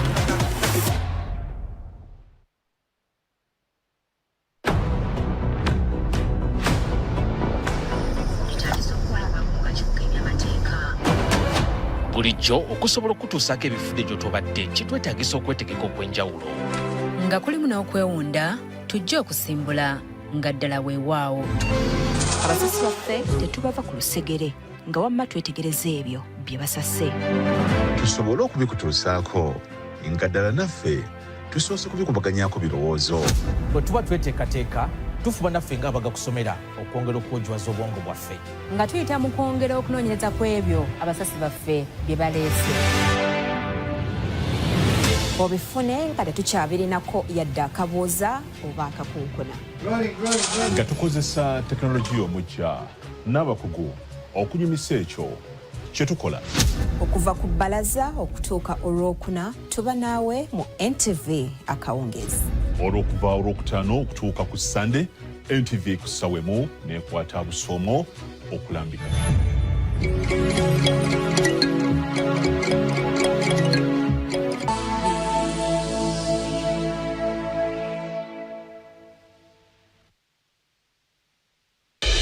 Uganda eyogera nga amaloboozi g'ebyobufuzi gasaanikidde buli wamu omulimu gwaffe gwa kuwuliriza n'okusengejja n'obwegendereza.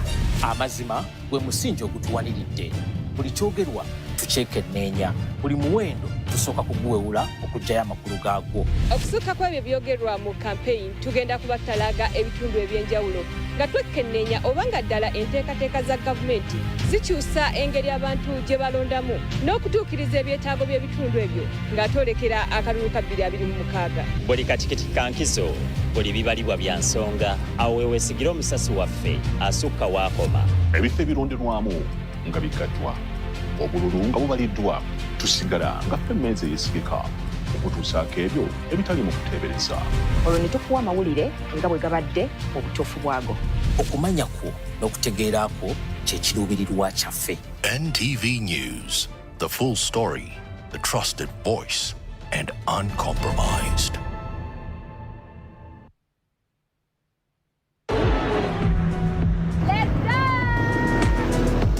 Welcome to NTV Travels, the ultimate travel destination for new and exciting destinations around Uganda, the Pearl of Africa. I feel like I am on the Titanic right now.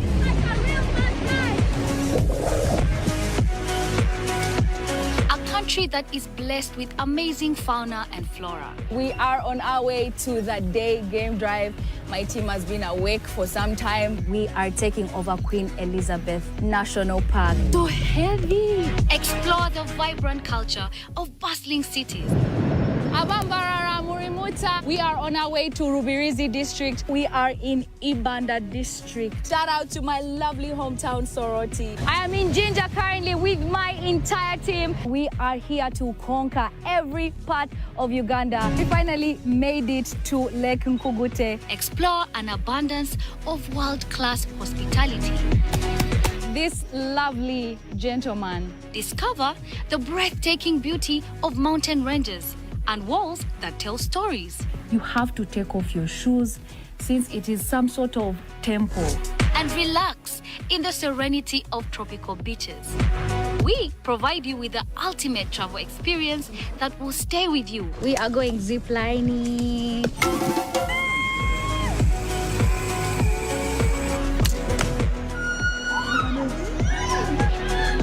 And if you are lucky, it will stay with you forever. You can only imagine. This is my first encounter with the Batwa people.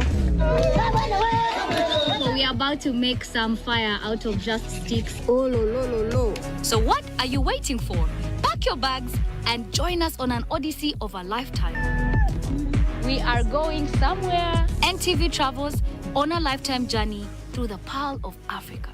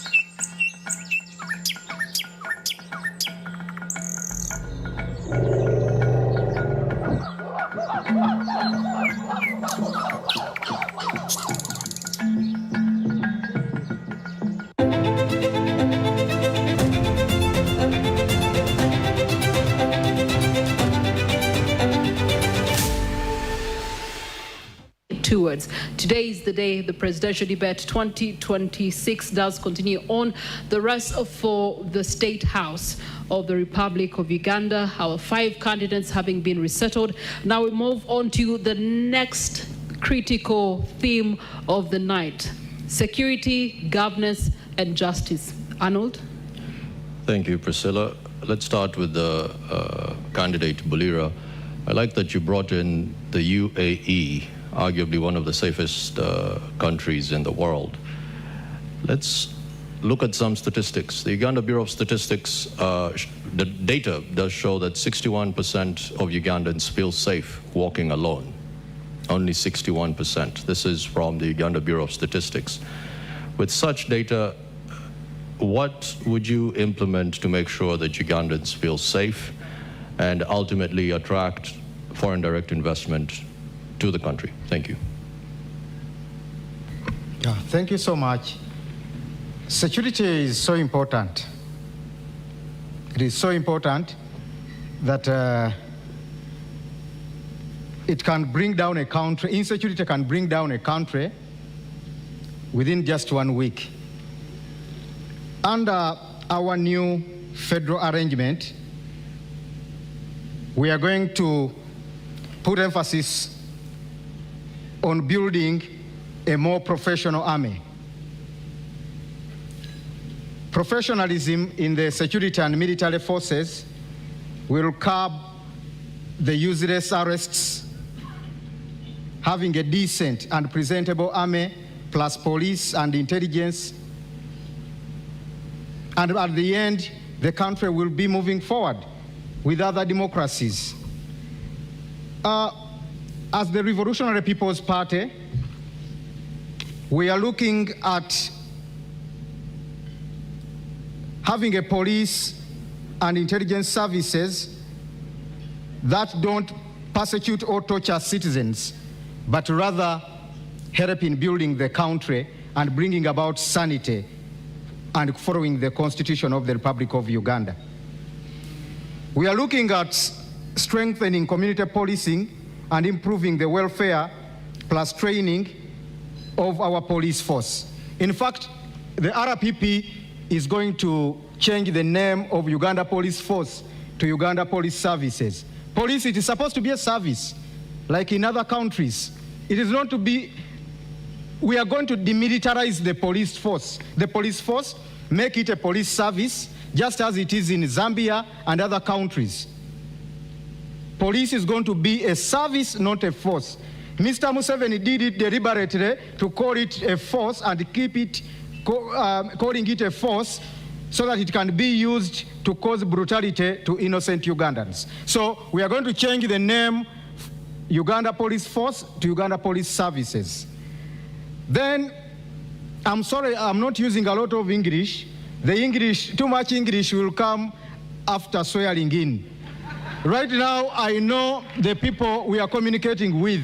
The Wananchi, I want to speak and so that with the Wananchi, I'm going to lead well understand what I'm saying and what their country should be in the next 5 years. So I'm limiting the too much English. It won't help us. Right now we want to remove Mr. Museveni, bring back sanity in Uganda. The rest will come.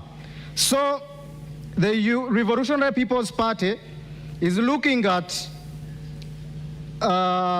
having a force that will be focusing on internal security mostly.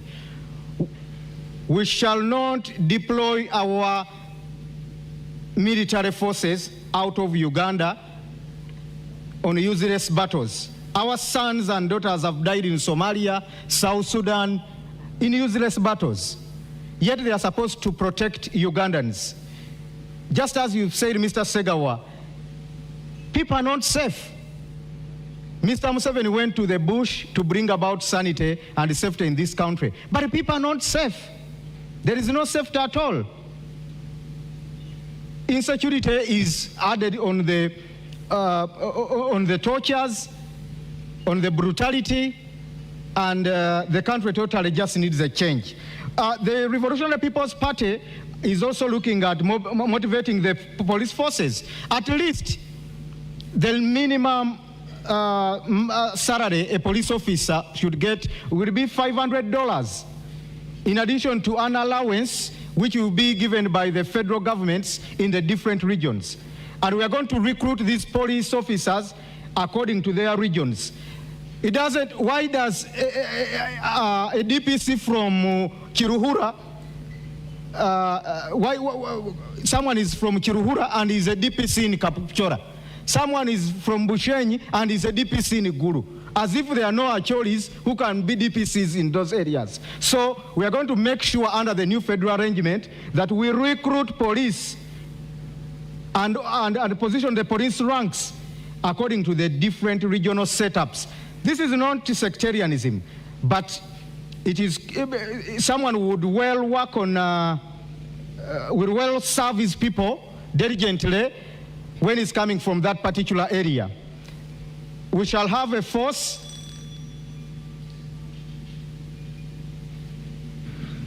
All right, thank you so much. As we do continue to look to peace and security, candidate Gregory Mugisha Muntu, you're one who has served with the forces, the Uganda People's Defense Forces. Currently, we see a distortion of order in security in our country. We do have, for example, the Uganda police right now that should be supporting the Electoral Commission in this election cycle. Not new to the eyes and ears of Ugandans. You have seen, and we have seen, deployment of the Uganda police forces as well as the UPDF. We have also seen incidences where the UPDF has captured some people, taken them to the basement, a duty and responsibility that falls primarily under law and order, which should be the mandate of the Uganda police. So we see a breakdown in the system and the dissemination of peace and security in our country. If you were to be elected president, how would you reinstate the rightful order? What's the rightful order anyway to begin with?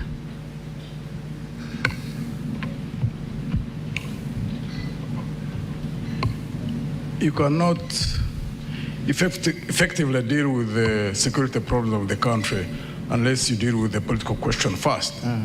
Because the army, the police, intelligence services are involved in unlawful activities because of the wrong orders they get, which are rooted in politics, because the top just wants to hang on to power. There are many officers and men in all those forces who love the country as much as we love it, who are well educated, who are well trained. So once there is a conducive political environment that is deliberately created, they can professionalize all those forces. That's one aspect of security, or the cause of insecurity. There's also another aspect that causes insecurity in this country. You can't have security unless you eliminate poverty. There are many places where we are going, through the villages. People are staying with animals in their homes. Because if the animals are outside the homestead or outside the house, they stay with animals inside the houses. If they stay out, because of the desperation of the people, they steal those animals. Now, when there's that nature of insecurity, even if you have 500,000 police officers on the beat, you are not going to control people who are desperate, who need something to eat. And therefore, the only way you can tackle that form of insecurity is to invest in the lifting of people from the levels of poverty where they are and ensure that they have got the means to cater for themselves and their families. 2, issues of justice. I hear those in the regime normally talking about peace, talking about stability. Peace is not the absence of conflict, it's the presence of justice. So justice and stability and security are more or less interrelated. Now, if you use the army, police services, and intelligence services in a state where there is no justice, yes, you can clamp down on people, but know that you are creating conditions for an ultimate situation where there will be an explosion. Basically, it will be sitting on a time bomb. And we have seen countries which have effectively done that, clamp down on people because of the police, armed intelligence services maintaining control over the grievances of people. But normally there's an explosion. That's not a direction we should be moving towards. And therefore, under our government, one would want to deal first and foremost to ensure that there is a leadership that follows the law, the Constitution and the law, because that's also a form of security for those who are in power and also those who may not be in power. But once there's that realization in those who are in power that you must operate under the law, then it secures you in the sense that you don't even fear to leave power. Because when you leave power, when you have been operating under the law, you know that you are in the clear. You are not going to be harassed by anybody in terms of reprisals. So to us in Alliance for National Transformation, that's key. As they say, a fish rots from the head. You must have a head up there that is able to understand the dynamics of governance, the dynamics of security, the dynamics of creating an environment in which the best Ugandans who are in those forces, like in the army, there are many Ugandans out there really who do the best that they can, but because of wrong political orders, they are exposed to doing wrong. It's unfortunate, it is sad, but I would like to believe that we are almost seeing the tail end of that kind of situation in our country. Okay, they always say the fish rots from the head. Yeah. Let's borrow an example from our neighbors in Kenya. In 2010, they decided to change their constitution. One of the things that they were trying to remedy was the reduced presidential powers and also introducing stronger checks and balances towards governance and democracy. If we were to elect you as president on the 15th of January, how would you treat the current standing constitution as it is and the powers that it gives you as president on the day that you are inaugurated? One of the things that we want to ensure that is processed and reestablished within the Constitution is the question of term limits. However, constitutions alone are not the issue, because we have had many countries where they have been the best constitutions, but they're always overridden. Why? Because of the culture. That's why we keep concentrating on ensuring that we get the men and women who not only talk about these issues of governance that we talk about. The Americans say talk is cheap. Any of us can say about the things that we say. Culture, to change culture, you must get people who are in leadership who are acting out of conviction. If you don't get people who are operating out of conviction, I mean, who can't market oneself? We've seen that happen in the last 63 years. That's why our focus is beyond removing what we don't want. We must focus on doing that we want. That's why we focus all the time in Alliance for National Transformation. Because we've seen regime after regime leaving power and we remain in the same vicious cycle. There are many Ugandans, every sub-region, every religious group, really who care about people, who care about the country. So if you have men and women in a team at the national level, I operate in teams. If it's the will of God and the Ugandan people trust me with power, I operate in teams. If a thing we would do is get the men and women in all those areas, every ethnic group, every sub-region, every religious group, to ensure that the best are at the core of the management of this country. And then you change the culture. All right, your time is first spent. Thank you so much. Thank you. Candidate Kyagulanyi, you've heard, I want to ask you a quick question, yes or no? Then I'll ask you my next question. You've had retired General Muntu say he works in teams. If you were inaugurated on the day, would you be happy to work with anyone on that podium? Yes. Okay. My question is, given that 14 to 17 Ugandans still pay bribes, over 88% see corruption as a concern, tell me, what do you see yourself doing to change our corruption perception index where we sit at 35? I mean, it's terrible. Please ask the question again. So right now, the statistics do show that 14% to 17% of Ugandans pay bribes, and 88% of those see corruption as a concern in the country. What would you do to improve Uganda's corruption perception index, which is terrible? Thank you very much. You see, before we find a solution, it's very important for us to analyze the problem. I think it all begins and ends with leadership, and Mildred mentioned it a few moments ago, that the fish rots right from the head. It all goes back to governance. It all goes back to the political will to fight freedom. As we stand right now, the Inspector General of Government, the IGG, Mulyagonja, mentioned some time ago that the big fish in corruption are always pursued and they hide behind the president. We are in a country where the head of state is the chief priest of corruption. You have seen scandal after scandal, and all the culprits of corruption are protected by the head of state. You saw Anita Among, the current Speaker of Parliament, sanctioned internationally because of corruption by being protected by the head of state.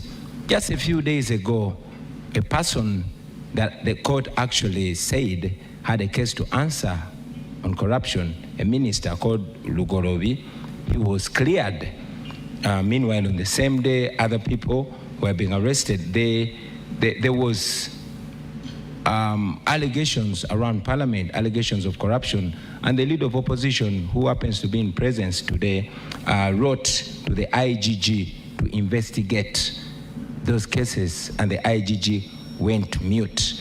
You have seen scandal after scandal in Parliament, 40 million bribe, 50 million bribe, 100 million bribe, all in exchange for the passing of classified money to be used by General Museveni, etc., etc. We have demonstrated our stand on corruption with the little power that we have, and we indeed continue to commit to Ugandans that as president, I will lead by example. When the president fights corruption, when the president observes zero tolerance to corruption, it goes down to the ministers, goes down to the permanent secretaries, and all the way down to all government officials. Our commitment will be zero tolerance to corruption. We've demonstrated that, and we will ensure that anybody that puts their hand in public money, the hand will not come out there, but the neck will go there as well. Thank you. All right, thank you so much, Robert Chagulanyi. Nandala Mafabi, if you were to become president, how will you change what Mugisha Moto referred to as the culture?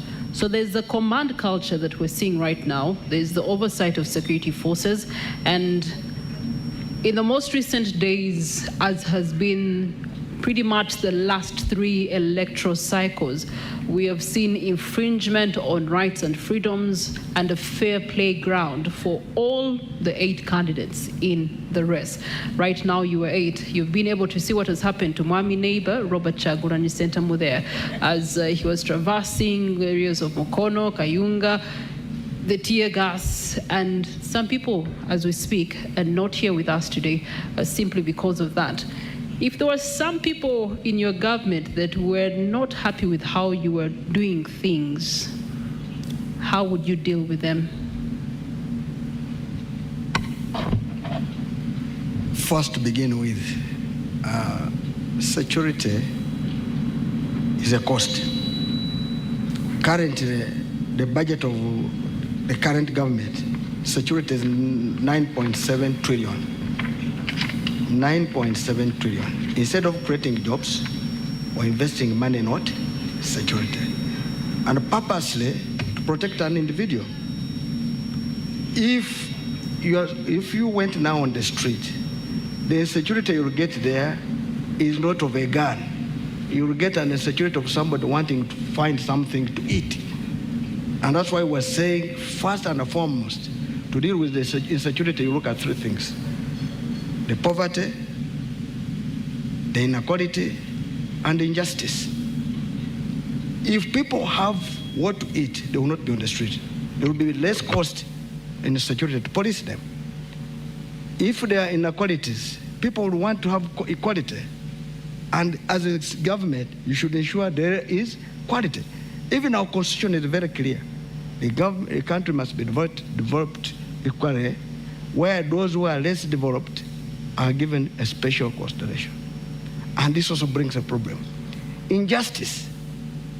You treat others differently, others who don't obey the law, is very dangerous. So what will happen?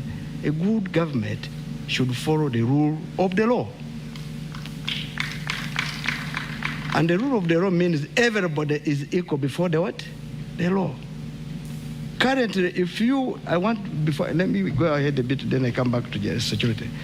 Currently, we are getting political judgments. Political judgments. Not getting judgments following real justice. And the first place where people should be dealt with is judiciary. Now, in Uganda, the head of state is the same as the head of government. And you know, government is the one which consists of the executive, the legislature, and the judiciary. Now, he's the head of state, he's the head of government, he interferes in all this. And the first thing to deal with is to reduce the powers of a president. So that's the first thing to deal with. And another thing which for us we're looking at is to restore even term limits and the age limit. Now, what will happen now? If you are not agreeing with somebody, you have no pass as head of state to be able to determine the case. There should be processes to determine. And the judiciary should be the one which works. The parliament should be the one which also works. And of course, the executive controls the police should be the one which works. I believe if police was a real police force, which is supposed to protect the citizens of Uganda, to maintain law and order, it wouldn't be the one to fight the citizens. And that's what we're saying. The police should be a professional police. That applies to the army. The army should be the army which is a professional army, not an army which comes to terrorize citizens.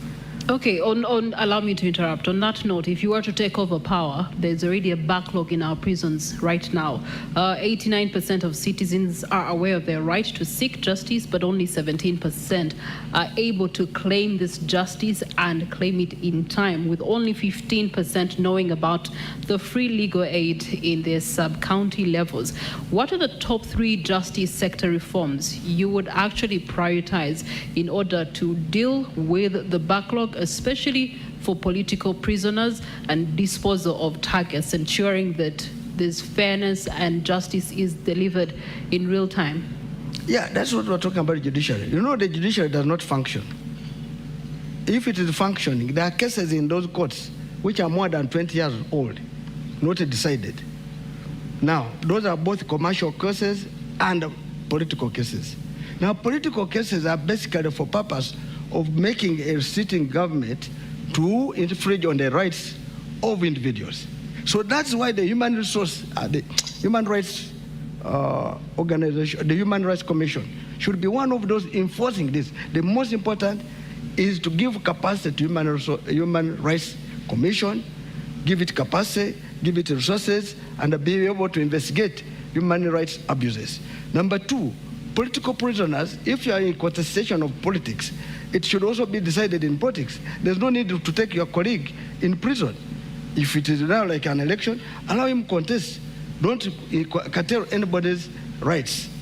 3, access to justice. Of course, many people don't know their rights. And because even the access to justice sometimes is very expensive. Let me give an example. You go and get my mother deep in the village in the mountains, who will not know her rights. To go to court, you move maybe, say, 50 kilometers. What time will you reach court? You have mentioned the cost of justice. What strategies would you deploy to reduce the cost of justice? First of all, employ professional judges. You should not employ cadres. You should employ people who know their work. Number 2, you should ensure that there's public awareness.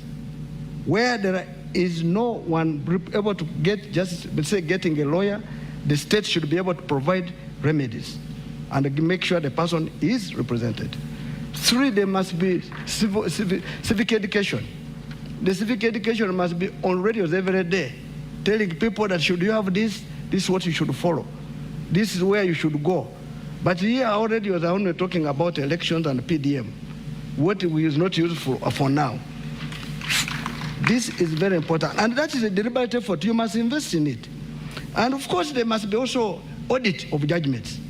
The Judicial Service Commission, which is the one in charge of it, should audit these judgments to confirm if the judge was right or not. Of course, when I meet a judge, I'm meaning giving the magistrate grade 1, grade 2, grade 3 going upside.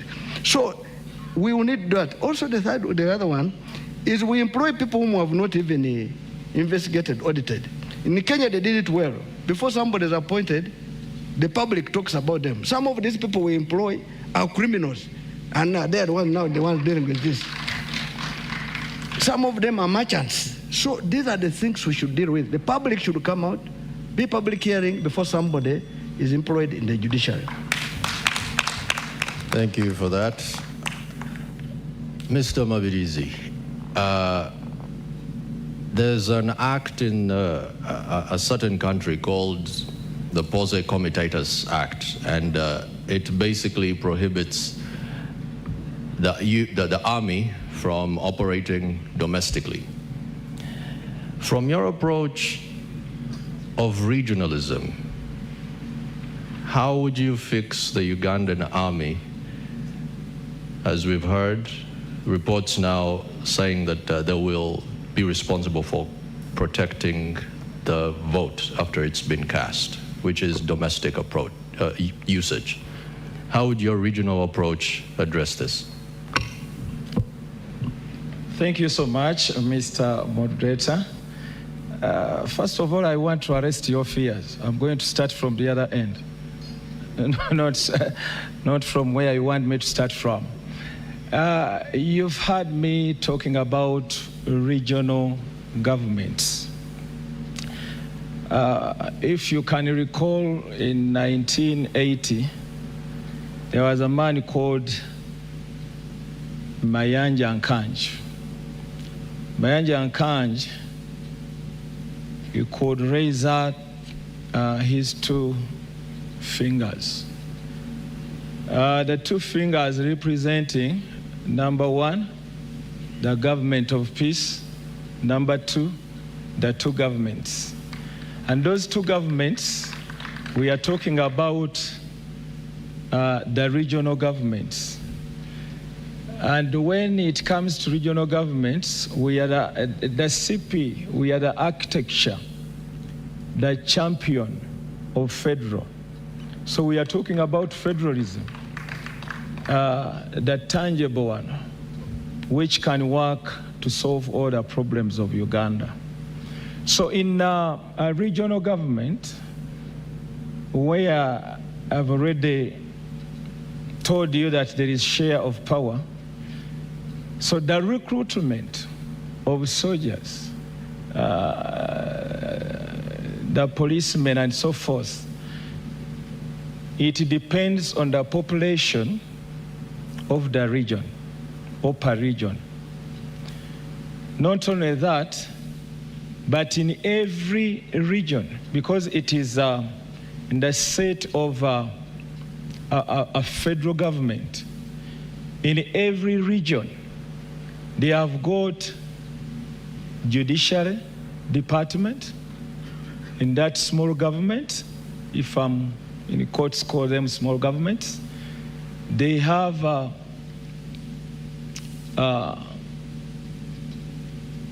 department which concerns with security. They have people who are responsible. They have ministers who can carry out different work in different departments. So with such a setting, you would have waved away or dealt away with only one man having all power on everything. So when you do that, the regional governments cater for their security because they are independent in their setting. These are federal governments. So they cater for their security, though they do work with the central government because it's a shared responsibility. It's a shared way of handling and working or promoting security in a nation. So once you have instituted regional governments, you will not have any problem with security. And when we talk about security, security starts with the citizens, getting to know who is my neighbor. So once the setting is in regional government, whoever enters that region, at least people get to know each one has got to know his neighbor. Once there is any visitor who comes, so they get to know that so and so has come in. So with that, and having put judicial courts in all those regions, secured jobs for people, people have shared the power and responsibility, so you will not face any problem which concerns security. So we don't need to borrow any other kind of security abroad or looking at a certain government. We can just do our own here. Once we get to know that what can solve all the problems of Uganda is federalism. Without that, leaving power in only one man's hand, nothing can change. Thank you for that, Candidate Mabirizi. At this point, Priscilla. Well, at this point, you are reminded that we'll be closing this debate at 11 p.m. And as we do so, we do believe that you have reactions, you do have some comments. We do have sector leaders in our audience this evening that would like to respond to what has been submitted of our 5 candidates. Equally, our online audience has some burning questions, and so we'll be interacting with you in a short while. Let's start on our final bend, finance and economic development. And I'm going to start with the man who has told us that on the race to 2026, he intends to put money in what? In our pockets. Hey. Okay, fixing the economy is just one element, but one who's a financial advisory. What does Uganda need to fix the economy, with or without you as president? Nandala Mafabi. I think you're aware. Let me start from 1986. In 1986, our budget was 777 billion, before removing the 2 zeros, 86, 87.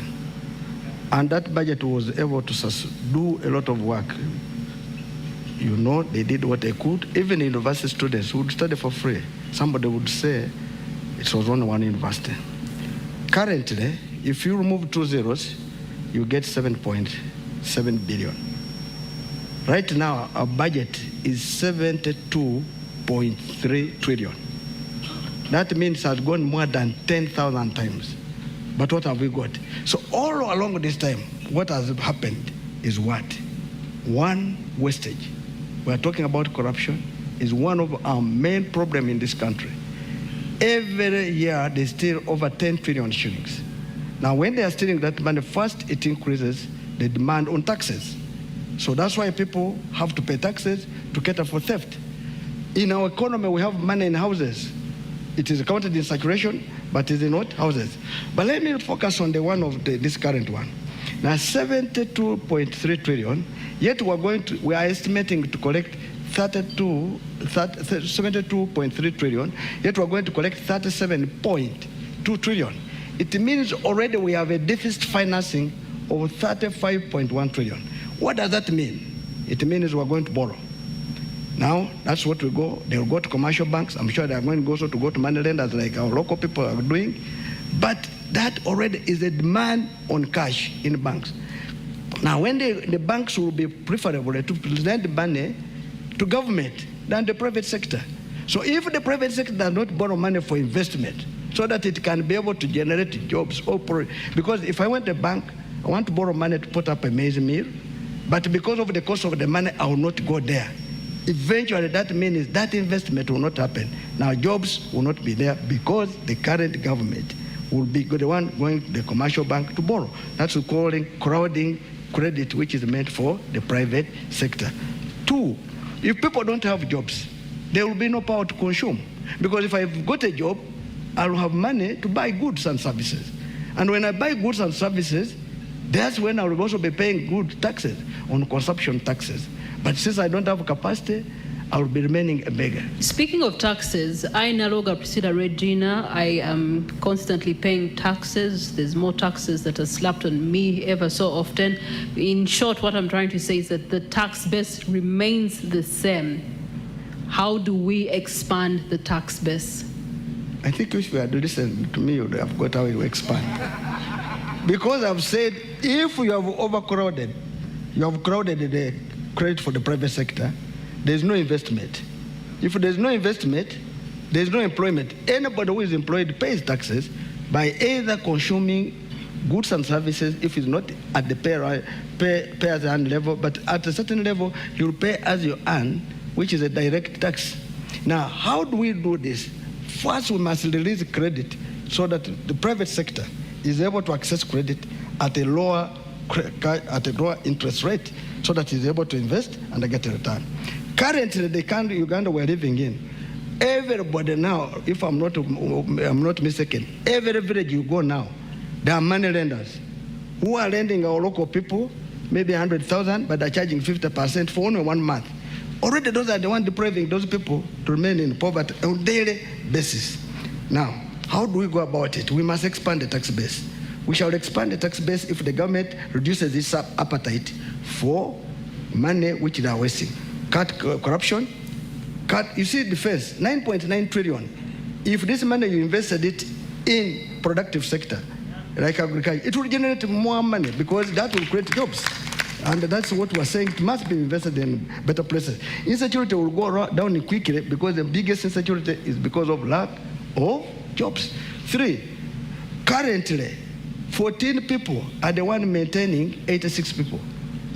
Now that's very dangerous. A country which is full of beggars is very dangerous. And that's where we are saying we must cut it down and make sure that people can get it. And that's why in agriculture, we're talking about cooperatives. Everybody what will grow, government will Okay, thank you so much. You can find more details in the manifesto for the Forum for Democratic Change candidates. We're going to allow you to take a breather as we are getting reactions from the audience. We do have various sector leaders that are in our audience tonight. Amos Wekesa has joined us this evening, and he's been an ambassador of Uganda's tourism, so much so that he ended up setting up shop in a neighboring country simply because of the things that you, candidate Nandala Mafabi, are talking about. Amos Wekesa.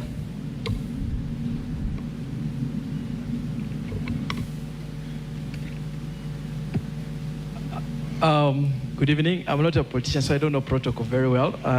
It's been thank you so much, NTV, for inviting me this evening. And thank you, presidential candidates, for very good insights that we've listened to this evening. Of course, I will be a little bit biased that Mr. Honorable Munti did a fantastic job in dissecting tourism. I was actually shocked that you related it to everything else, to security, to the market. Yeah, if 4 million tourists arrive Uganda, each of them will eat 2 eggs a day, and they spend an average of 8 days in the country. You just do the mathematics. An omelette, they will be willing to pay $10 for an omelette. You know, you just grow the economy instantly. I also say, when Honorable Kyagulanyi, you had a very fantastic write-up in the manifesto about tourism. I was actually very impressed. I think my only concern is that it's not being sold well. I think we need to sell that dream. Yeah, it needs to be sold a little bit more.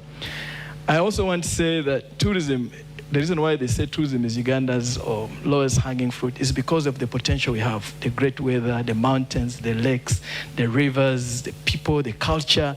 It's just so low. And then tourism this year earned the whole world about $10 trillion. But if you just remove the $10 trillion and put on the side and go just for sports tourism is one of the fastest growing sectors. And Ugandans are extremely very talented. It's just that a lot of them don't have the opportunity. This year, sports tourism earned $800 billion across the world.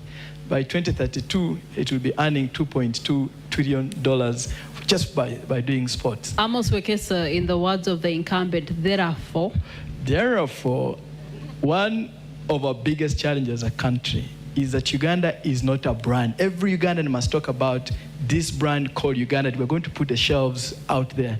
I would like to hear from the candidates what type of brand Uganda will be, because right now it's a brand which is partly majorly not known. If it's known, it's not known for the good things. What kind of positive brand can you guys put on the shelves in the world? All right. Thank you so much, Amos Wekesa. We also do have Yvonne Mpambala that is on the floor this evening, and she too has reactions. Yvonne?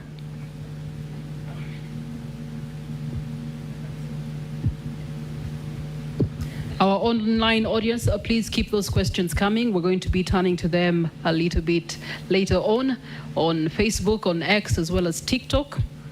We're also streaming live on our websites, NTV Uganda, as well as Daily Monitor. Yvonne? Thank you so much for the opportunity.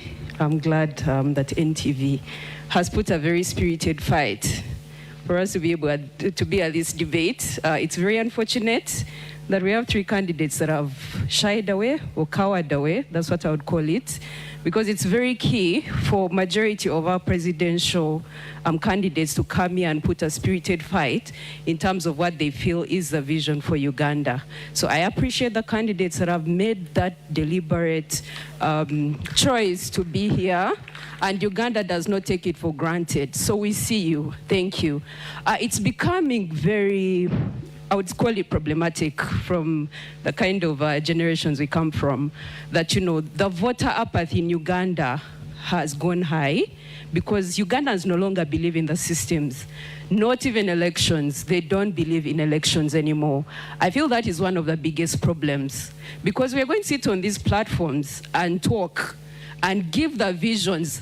Alternatively, majority of you have very good visions for this country, but we don't want to lie that Ugandans might not be listening because they've given up. What is the vision to make Ugandans believe again? Past just the normal words we put out, past the manifestos. Sometimes we are too lazy to read these things. I don't want to lie to you. So we don't see the vision from those booklets. We don't see, what do we do to bring the hope back to Ugandans, that Uganda can transform and become a better country where all systems work, where we believe in the kind of leaders we're putting in place, where we are sure that we are all included. I'm seeing so many men seated in front of us. What makes you think that the voices of women are included in the discussions you're having? These are tough questions, because we feel as good leaders, if you're going to cover for majority of the population, what is your fight? Is this largely about competition just for presidential, or you have an actual voice for saying we want all Ugandans included? All right, thank you so much, Yvonne. I believe the candidates, you've gotten her point. Priva, I do believe you also do have a reaction for us in the house. To our audience on KFM and Dembe FM will also be coming to you. Equally, those of you that are streaming live on YouTube will be with you shortly. Priva. Miss Kasire, Evelyn Kent, talk to us. What do you have to ask? Thank you so much. My Evelyn Kent Kasiri, candidate to Manempi Kampala, under need flag bearer. My question goes to Nandala Mafavi. In considering the high living costs in Kampala, what plan would you have, it being a city, to help Kampala people have a better life? And the second question is, at what point in time did you make up your mind to use money in your pocket as your slogan, considering we had presidential candidate, a need presidential candidate, Joseph Kavleta, who has been using the same slogan since the 2020 elections, and assuming he had been nominated, would the two of you still have carried the same slogan? Thank you.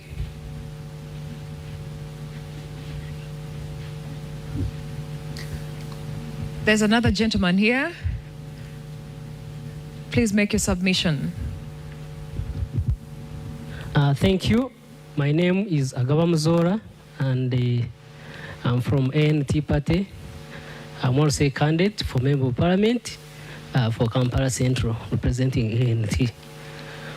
My question goes to Honorable Robert Kyagulanyi, and it relates to the recent confrontations his camp has had with Uganda Police and other related security agencies.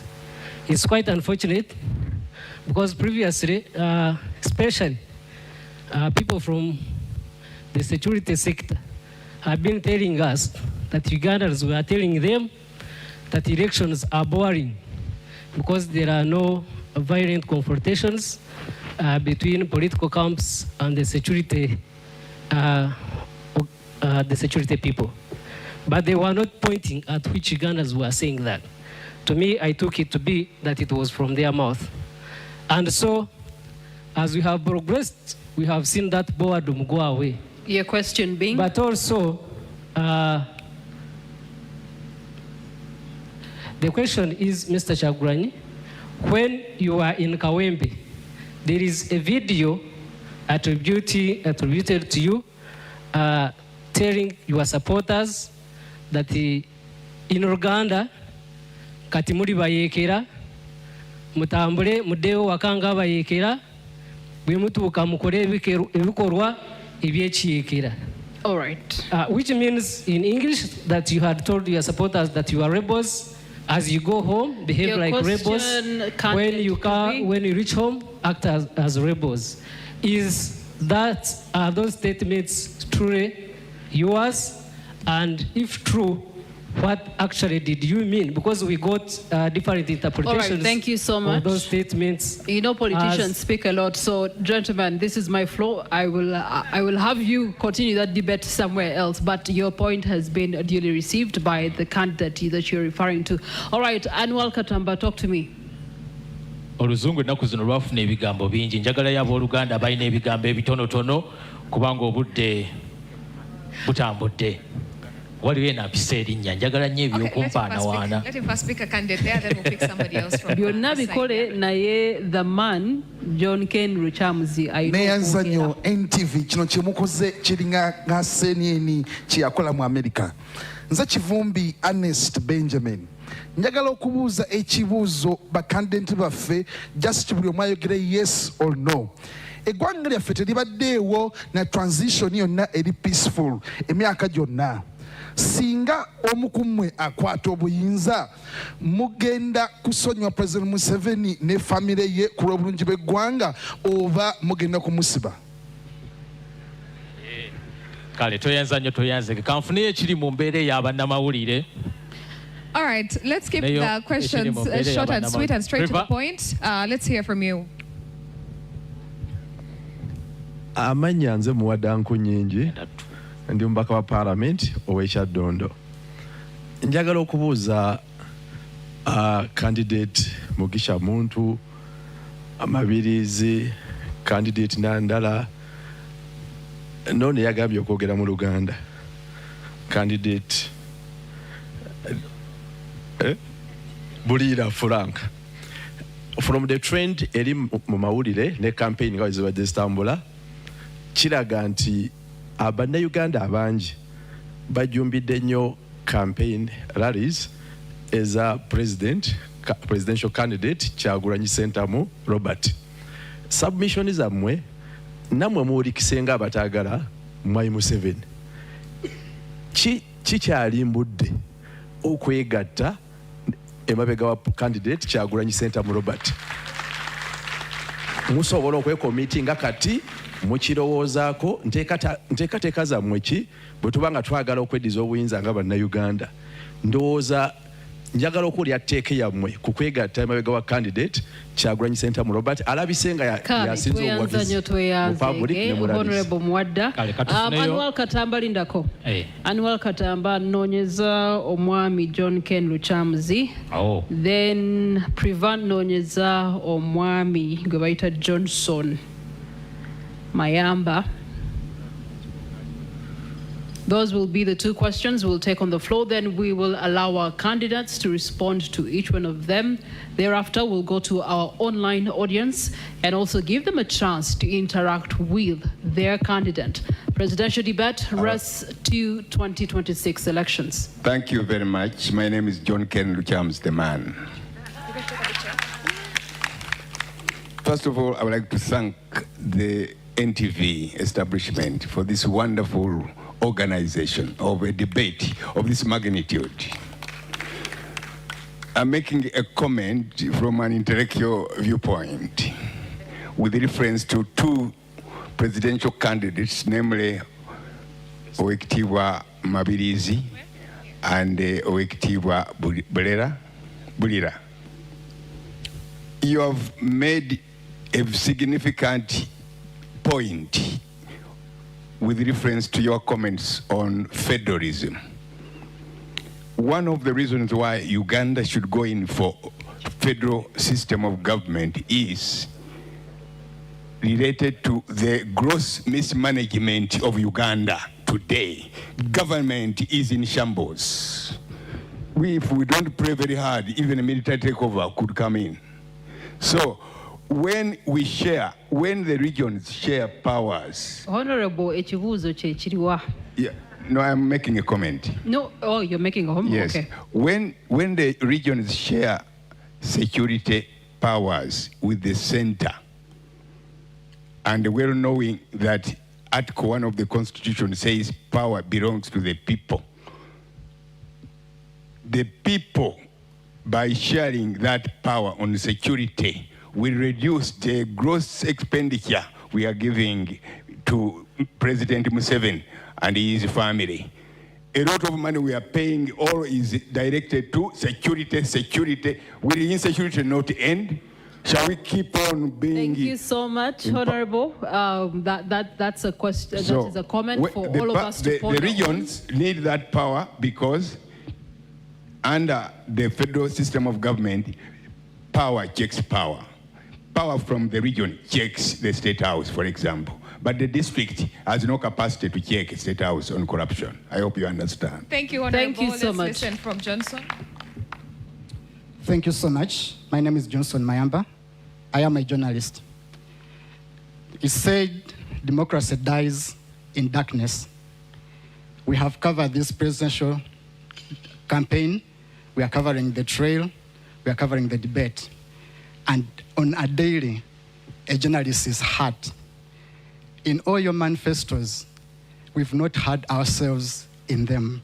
What are your plans for the Fourth Estate? Thank you. All right. Many questions, 5 of you. I will start with Gregory Mugisha Muntu. Responses to the House. To all the questions? Yes, please, to the ones that were directed to you and you feel you owe them an answer. Okay. Thank you. I think one which was specific was from Honorable Nkunyinji Muwada, because he was asking whether we are ready to go behind Honorable Robert Kyagulanyi. Well, we are always open to discussions as Alliance for National Transformation, but we've also had experiences in the politics of this country. It depends on the basis on which one would make the conclusions that the country has made a decision. Because I've been in a party called Forum for Democratic Change, and I know that in 2011, 2016, we generated crowds that I have not yet seen in this country. Unfortunately, we didn't take power. So I always know, and I've always spoken out, it's not something that I hide, that winning is one thing, taking power is another. You have to have 2 different strategies for both. So if we are to sit and agree on the strategies for both, rearrangements could be made. I have no problem with that. Thank you.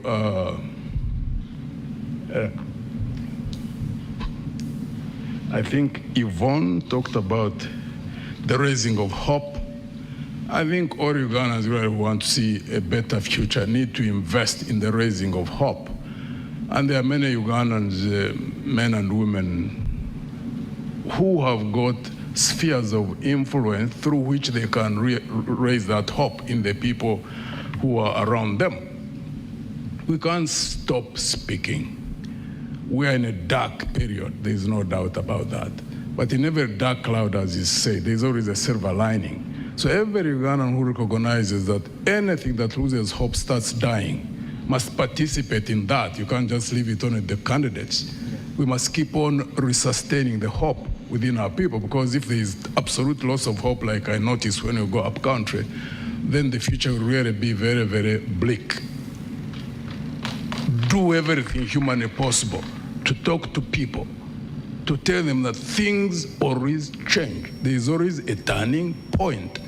even us, we will get that turning point. But we all must focus to a future that is better than what we're experiencing and work, invest into it.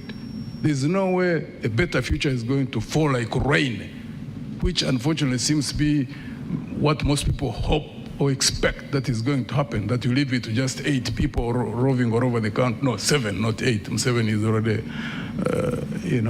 a different category. Is the one who want to throw out of power. So the 7 of us, you can't say we can't be the only ones who raise hope. There are many more Ugandans who can discuss these issues on the dining table, in the taxis, in the borders, wherever they are, because hope is what sustains us as a people. The moment you lose hope, you start dying. Wekesa Amos, thank you for recognizing our understanding of what the potential for tourism is, because I can't even understand why anybody who seriously looks at growing an economy cannot look at tourism as one of the focal areas for investment. Uganda have not even tapped beyond 30% of the potential that we do have. If we had time, we would go into details in regard to that. And well, the colleague from WENT, it's unfortunate that you asked that question. You know how this regime manipulates information, manipulates people? So we stand with Honorable Kyagulanyi in all the things he's doing. It's unfortunate that the security services are really focused on breaking the crowds which they do have, which they used to do to our candidate in FDC when we were there. They have a way of trying to do things in such a way that they cause clashes within the opposition forces. We will not allow that. Even when we are separate, even when we are running different campaigns, we will stand together against the tyranny of the regime.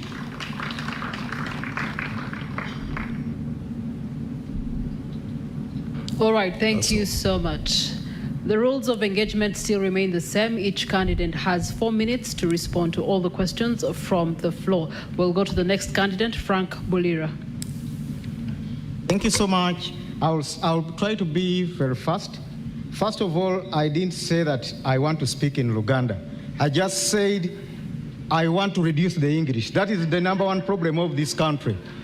We want to liberate this country. Not speaking a lot of English. It won't help us. First and foremost, Madam Yvonne, thank you so much.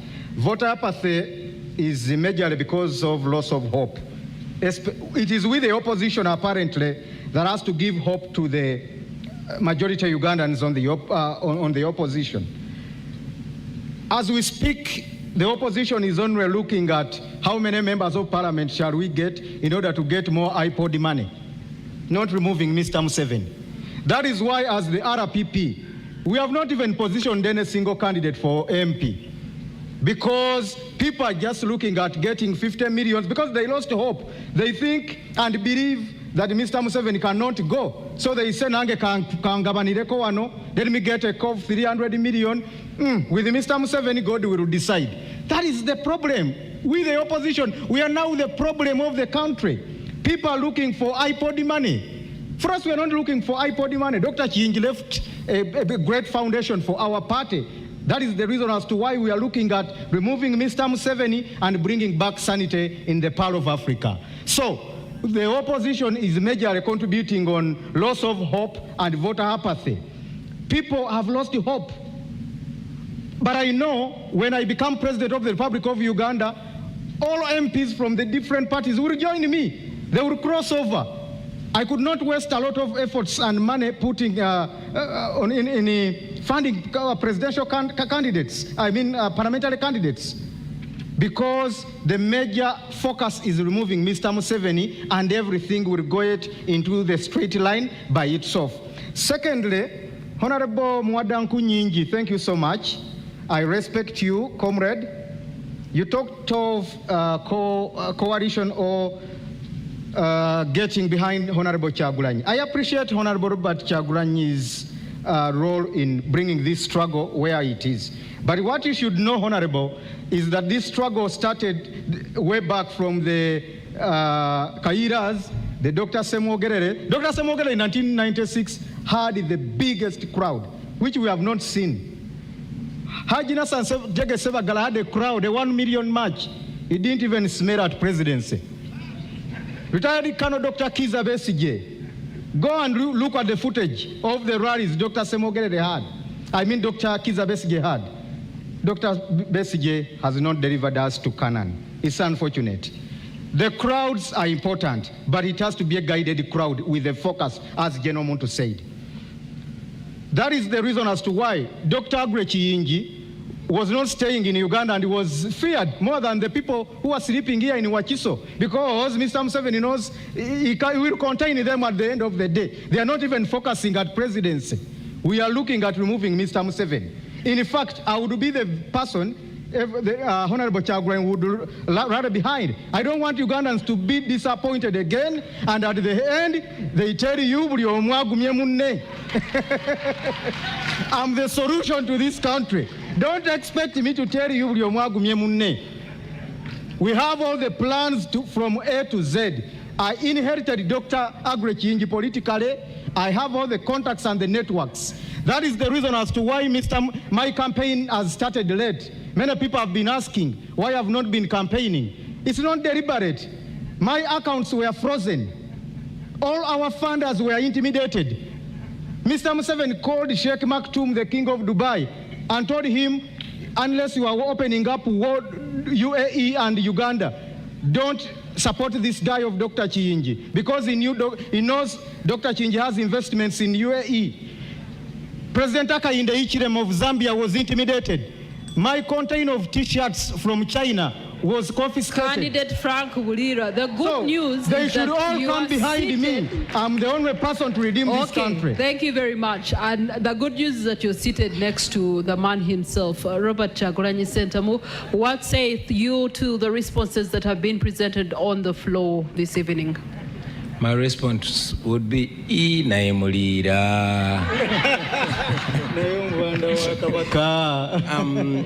thank you very much, Mildred.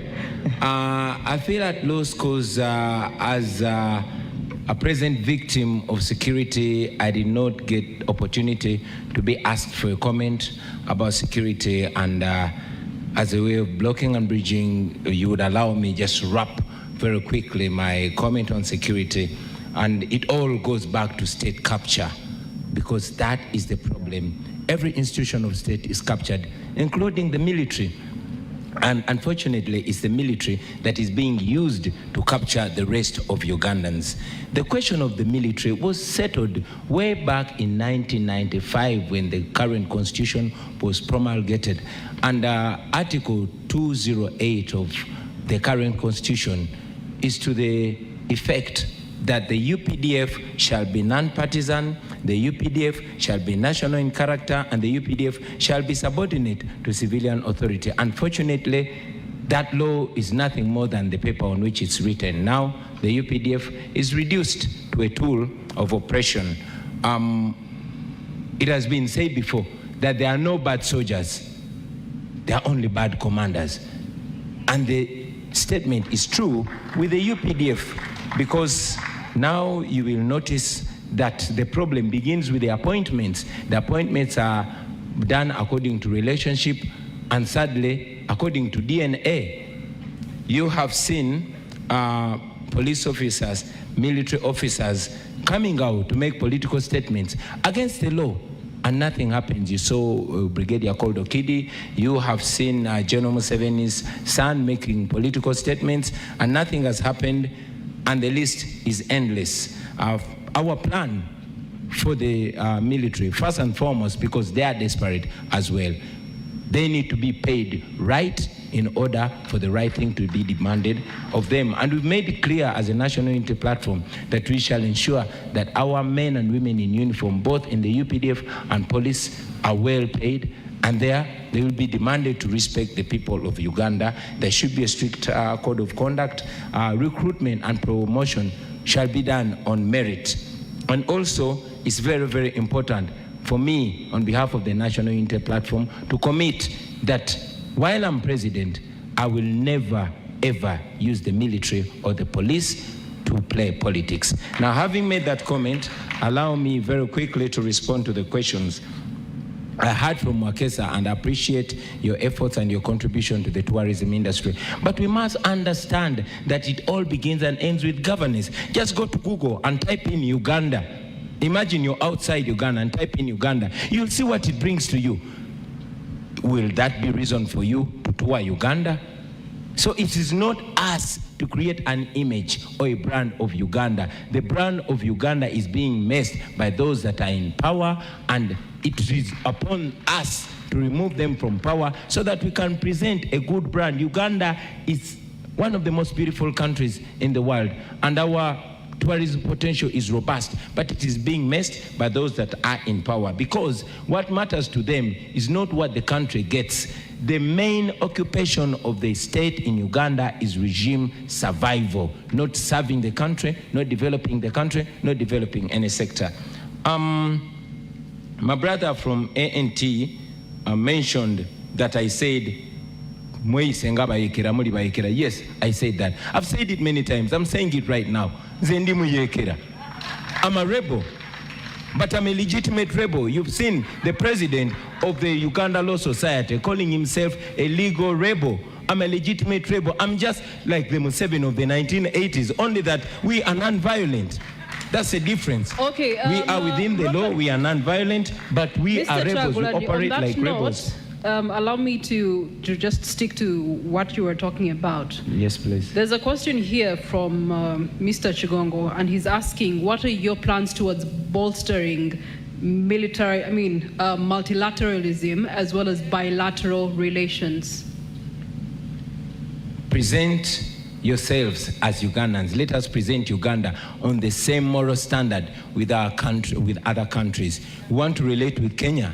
Kenya has a semblance of democracy. We want to relate with democracies, but we are bringing dictatorship to them. Let us level up. Let us have the moral standard. Let us be on the same moral standard with other countries, and we are going to be respected. Now we are not respected, we are only feared. Okay, thank you very much. And you did not allow me to... I'll be returning to you shortly. Right, just you can hold that one. I'll be coming back to you. Candidate Nandala Mafabi, there were questions for you in the room. What saith thee? Yeah, thank you so much. First of all, with tourism, my take on that, one, of course, security is important. Tourism cannot come here when it is secure. Number two, we should invest more in infrastructure, the roads, network, and this tourism, of course. Me, I would even go further to talk about the rail line. We need to put back our rail line to deal with most of the things we talk about. Also, the press, we should have a positive press. Voter apathy, yes, it is there, but a thief cannot chase you from your chamber. You must make sure you work in the chamber until you arrest him or her. My proposal to voters, kindly read our manifestos, see which one is the best, and go vote, because one day we shall make it. Amin said that if the referee is biased, when you are playing football, make sure you score a goal where even the blind sees that it has entered, so that it cuts the net and everybody confirms. I think this coming election, if we all voted and voted the NRM out, everybody would see, even Biamuka Maulu have nothing to say. High cost of living in Kampala, everybody know high cost of living is everywhere. I think you, because you stay in Kampala, maybe people can even afford something, but people are going without anything for weeks. So I want to assure you that the high cost of living is a result of cost of production. We have high taxes, we have high cost of production. Now we have talked about electricity, it's very expensive, and that's why electricity is one of the catalyzers to make production. Water, mention it, and in Uganda, the tax exemption are given to foreigners. So we are the one who bear the burden for foreigners instead of the Ugandans. Corruption is also another cost, because when the costs are, taxes have to be put there to tax you, so that's they're able to cater for the corruption of the 10 trillion. You said, I copied your motto, no. We said fixing the economy, money in our pockets. I don't know if yours is like that. But I'll also give you an example. Busoga College, where I went from, where I started from, it says, Kurakatonda negwanga lyaffe, for God and our country. And the motto of Uganda is for God and my country. Should we also say that Uganda copied from Busoga College? On issues of Museveni, you see, for us, we're in this campaign we're not in for hate, we're not acting anyone. What Museveni has done. His 40 years are over. We need to move on. What he has failed to do is what we are saying, it is us to fix it. So we are bringing unity. We need to reconcile this country. We need truth-telling, and this country must move forward. Museveni is just one individual. The country is bigger than Museveni. So for me, I believe we need to have our country united, and should we forgive him, it will be truth-telling. Nkunyinji, you said we should join hands. Everybody knows how to mobilize. For you may be mobilizing using music. We don't have music. You'll be mobilizing by carrying like Museveni. We don't carry. For us to go to villages. So there's no measuring tool that you are the best. I think we have to wait until the D-Day. That will be the determining factor. All right, thank you so much. Just a small one. The press, we are sorry the press being hurt. We feel bad about it. And of course, even this is where I want to make a comment that I think the state should come out clearly. We need EC to come clear about this because there should be fair play. We don't want any candidate to be, his or her supporters be hurt. We need it. Electoral Commission should take charge of the election. But I also had the Electoral Commission chairman saying after voting, everybody should leave the polling station. I thought this gentleman was a judge. When I look at the rules, the Presidential and Parliamentary Elections Act, it's clear says that after voting, a person should stay 20 meters from the polling station. Is that the same way by saying people should go home? That shows there's lack of people with understanding in this country, and these are the people who are going to be the referees. We want to pray to God that they learn the law and understand it. What do you want to do at the polling station by chasing people? You must be wanting to steal. Let him come out clear to tell us. All right, thank you so much. Mr. Joseph Mabirizi. Number one, I want to arrest the fears of voters where they have given up elections. We have got solutions. Have been working on this for 12 years. We know very well that there is vote rigging and so forth. So number one thing that we've done is educating Ugandans about the army we have and their rights, the constitutional rights. When you add the policemen and the soldiers, we have 106,000 soldiermen or gunmen. And the recent census which was carried out, we are over 45 million. And they did not come to my home. So we have already mobilized people who are more than 3 million. If Justice Byabakama decides to announce any other person giving our win to another person, then the 3 million people, us who are not cowards, we shall raise and fight against that. Secondly, we have offered a safe landing for the predecessor to be. And we have already written to him. That's also very important. Then Ugandans getting to know that this is the number of army we have. If anybody violates the constitution, we have to raise. That is very important. And whenever we have gone in this nation, we have carried out baton campaign along with mock elections whenever we go. And that has helped Ugandans to know that the current regime has no support, because whenever we go, we get the ballots, people vote, and there is no place where this regime has got more than 4 votes. So that one is already now known. There was a question about the journalists. You are covered. Once there is good governance, you don't face all what you are facing today. Then when it comes to the question about joining Kyagulanyi, I sat with Mr. Kyagulanyi Slice in his house. Then from there, I wrote to him twice. I'm born again.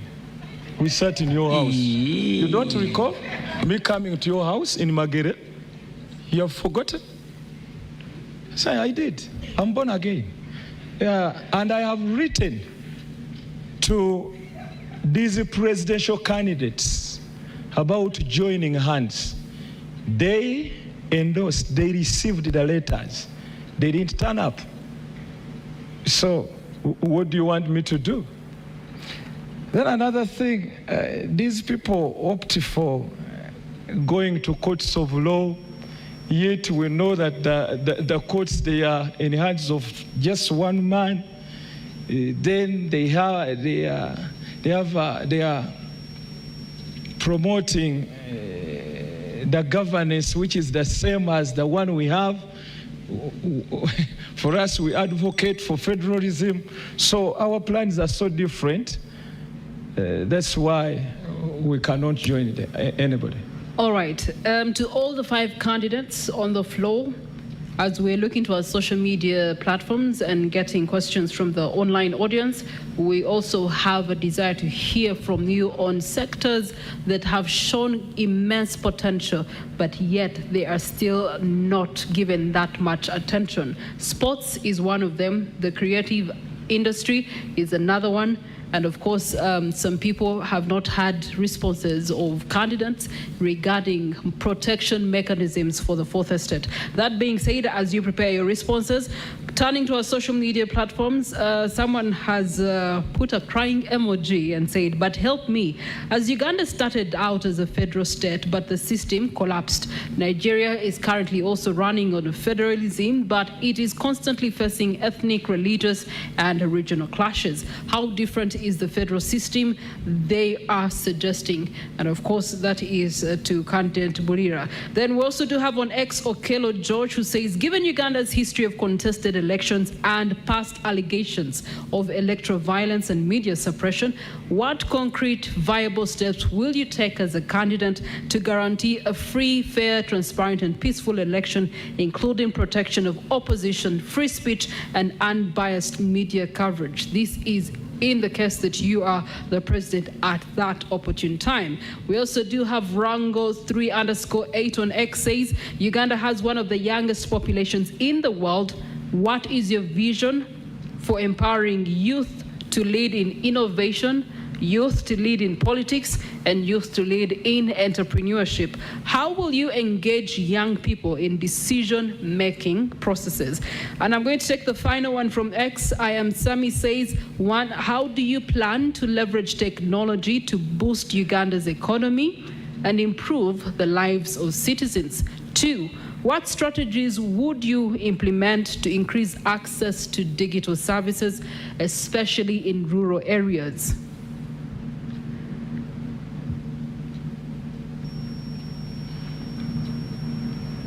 Giving you a minute to digest those. Thank you so much to our online audience. The hashtag to follow is NTV Presidential Debate 2025, sorry. And as we do so, we are also streaming live on Facebook, on X, YouTube, as well as our website, that is NTV Uganda and Daily Monitor. Our audience on KFM and Dembe FM, thank you so much for being with us. I believe our candidates are now ready. I'll start with candidate Bugisha.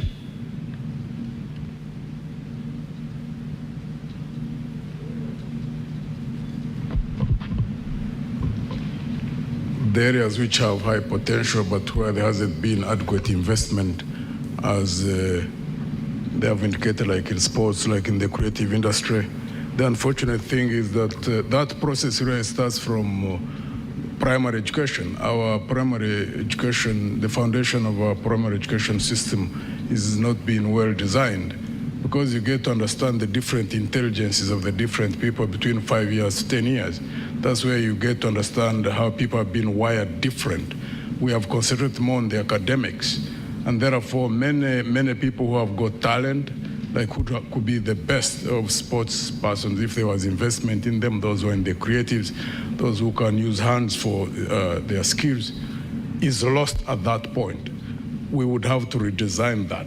So that the moment you detect that someone is talented in sports or in the creatives or in skills in using their hands, then as they go through the academics, but you specifically invest in those and put their specific institutions at a higher level, that would make them international grade in whatever they are doing. And that helps in many, many ways, because we have seen sports persons, like in countries where they are in the long distance running, or like who are boxers, or like who are good footballers, become almost adverts for their countries, or those who are in music, and also in terms of creating jobs once they expand the industries in wherever they are. So that requires people first who understand that. Unfortunately, this regime seems not to understand that. We do understand it, and therefore, if it's the will of God and people trust us, it is one area which we will invest in heavily. Why? Because human beings, the way we are created, the only way you can enjoy your life on this planet is not just because you get money, but when you do things in which you are wired to do, fulfilling what is being all right, thank you so much. Frank Mulira. Thank you very much. I will try to be fast. First of all, on the case study of Nigeria that you were giving, I think that is an isolated case. I need you to also look at other countries that are being run on the federal system of governance vis-a-vis other countries which are not moving under the same system of governance. Then looking at the issue of creative industry, I think here there is a big weakness by this government, especially in promoting talent. I don't know whether they are just selfish or I don't know. It's like these people were just imported and they are in a wrong country, governing a wrong country. It's like they are just passing through Uganda, going somewhere. Because of late I saw the She Cranes trying to fundraise for money to buy air tickets. She Cranes, they are representing Uganda. Can you imagine? Going to businessmen, Ham and others, looking for money, upkeep, and you see people kneeling down before Mr. Museveni in the State House, getting sacks and sacks of money for self-enrichment, and you think you are promoting talent in a country. I've seen money being embezzled in the National Council of Sports, but when you go to the Gogo Cricket Oval, it is really in a sorry state. I was still, it's okay. Thank you for that. Mr. Chagulanyi, you're next. 2 minutes. Thank you very much. I always reiterate that the problem is about governance. And if we fix the government question, everything will flow. But before we fix the government question, everything, every resource in Uganda is going to be reduced to regime survival, from public to private. Now, I'll tell you that I come from the creative industry, and I know how robust that industry is.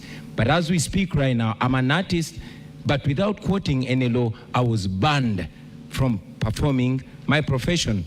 Just a few days ago, a renowned artist called King Saha was blocked from performing, from having a concert, not knowing that when you block an artist like that, you're denying thousands employment. So the regime that we have here does not care about anything. All it cares about is regime survival. We must remember that the few times Uganda shined internationally, it has been either because of sports or because of creatives. When we get the gold medals, or when our artists shine internationally. Unfortunately, even the creative industries, industry has been captured today. You notice that we have a member of parliament who is an artist called Dr. Hildeman. He presented a copyright amendment bill. It was sat on by the regime because it empowers the creatives to be rich, to be productive, and to be able to employ other people. Very quickly, in our manifesto, we present the 4 A's because we want to build the creative industry right from school, right from childhood. We have a generation now that has not gone to school. It is unemployed and unemployable. We are grappling with it. But we have a new Uganda, a young Uganda that's coming, and we have to plan for it. And we're beginning this from school. We have 4 A's, that is the academics, the arts, the athletics, and agriculture. Now, leave alone the academics. Let's talk about the second A, that is the arts. In the arts, if we start focusing and investing and prioritizing the arts, you'll get thousands, if not millions of Bobby Wines. I am an artist. I came from that line. I was able to guide myself. And it is that benchmark, it is that example that we want to bring and use in the schools, the same way with sports and all other areas. All right, Nandala Mafabi Nathan. Thank you so much. I forgot something about Evelyn. How do you reduce cost of living?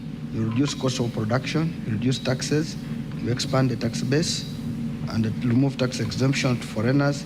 You will find that the cost of production goes down and the cost of living will be lower. Sports facilities, we have it in our manifesto. For us, we believe the Achibwe here, the Dockers here, is it in Zukuru? If they had no facility, if they had better facility, there are more people here. That's why we're saying we need to put stadiums in every sub-region, and we are saying that at every sub-county there must be a real same facility to deal with sports. I'm not good at it, but we need to promote people's talents. If they are artists, they should be able to be promoted. I agree this should be taught from primary, going upward. Like sports also, they should start from primary. Youth, we have a plan of youth. For us, we are talking about enterprises.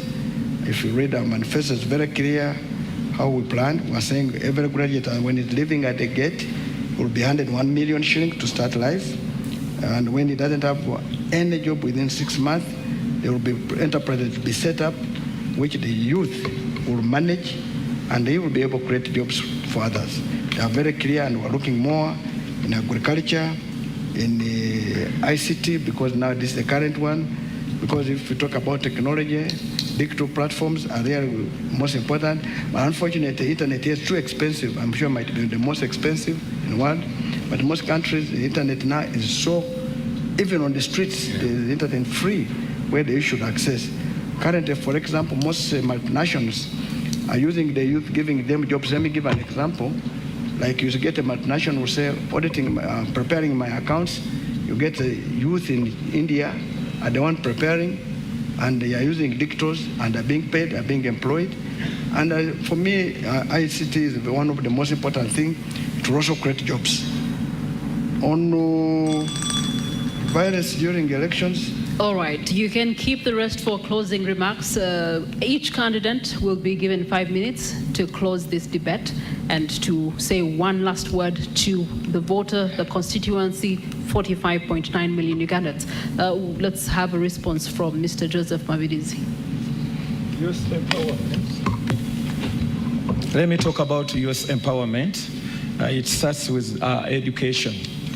We need to overhaul the education system to come up with the education which fits our needs.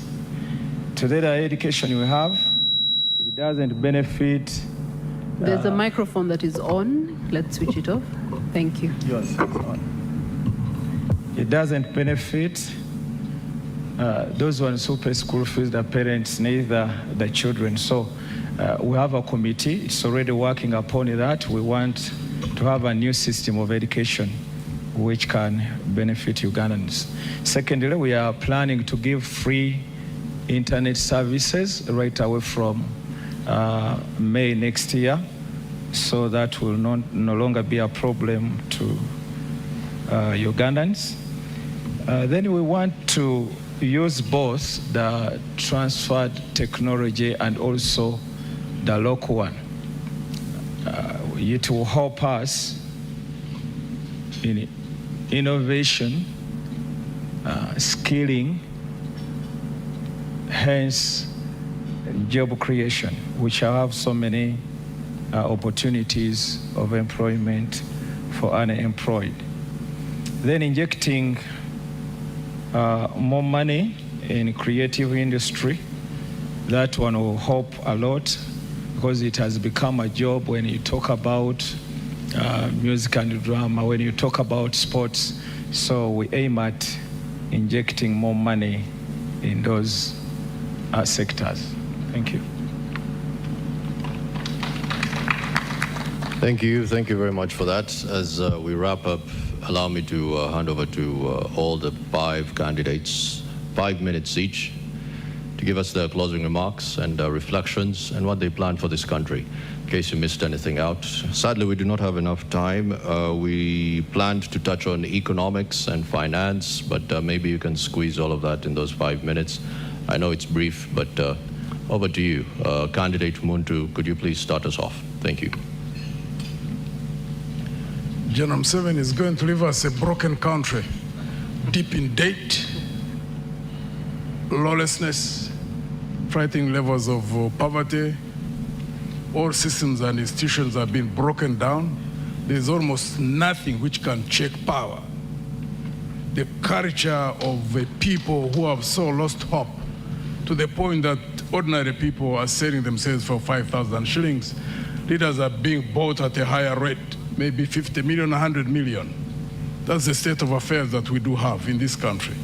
And we are growing in terms of population increase. We have 47 million people. Another 25 years, we'll have hit 100 million people. We are going to face a larger crisis if there's no change of leadership. Also, too, the nature of change. Because we have had 63 years of leaders who go in there and they all almost do the same thing, continue moving the same direction. So there must be something up there which most people may not understand. There's absolutely no reason why 9 presidents can all go in giving promises and within a few years they all get drunk with power. What I promise the Ugandan people is 1, integrity, resoluteness in standing by what I've believed in since I was 23 years old. I am a man of his word. What I tell you today is what I tell you tomorrow. I am resilient. I've been tested, not just by money, which was unchecked. There were no systems in the army. When I commanded the army, I established the systems of managing national resources. I believe in equality before the law. I believe in justice. I believe in equal opportunities. Everywhere where I've been, I have ensured that I practice what I talk about. Therefore, consistency is very, very important. And more so, I project myself based on my track record. So, if it's the will of God and the people of Uganda trust me as I ask them to, it's not that I'm going to be tested. I've already been tested. Money, power, and high office has been the Waterloo for many, many leaders. Talk is cheap, Americans say. Where we are at, a broken down country, where it requires rebuilding of systems, reestablishment of functioning institutions, requires someone who has the character that by God's grace I do have. I work in teams. I am good at managing teams, at selection and managing teams. Understand the challenges we do have as a country. The future, if it's going to be different in terms of culture, in terms of direction, is not going to be easy sailing. It requires a resoluteness and determination, for example, to fight corruption. Is not an easy job because there are going to be counter forces that are going to fight, domestic as well as foreign. It requires management of national security services, the army, police, and internal security services, which require sophisticated management in the manner where we are now. we are in a very, very precarious situation. Let me give just one example. The nature, the frightening situation that we are in. There is a constitution. Everybody knows that if the president was going to a coma, the vice president would take over. I have asked in 8 districts where I have been that experience. I tell them, who of you believe that if General Museveni was sliding into a coma, that Honorable, the vice president, you need the name? Jessica Alupo? Jessica Alupo.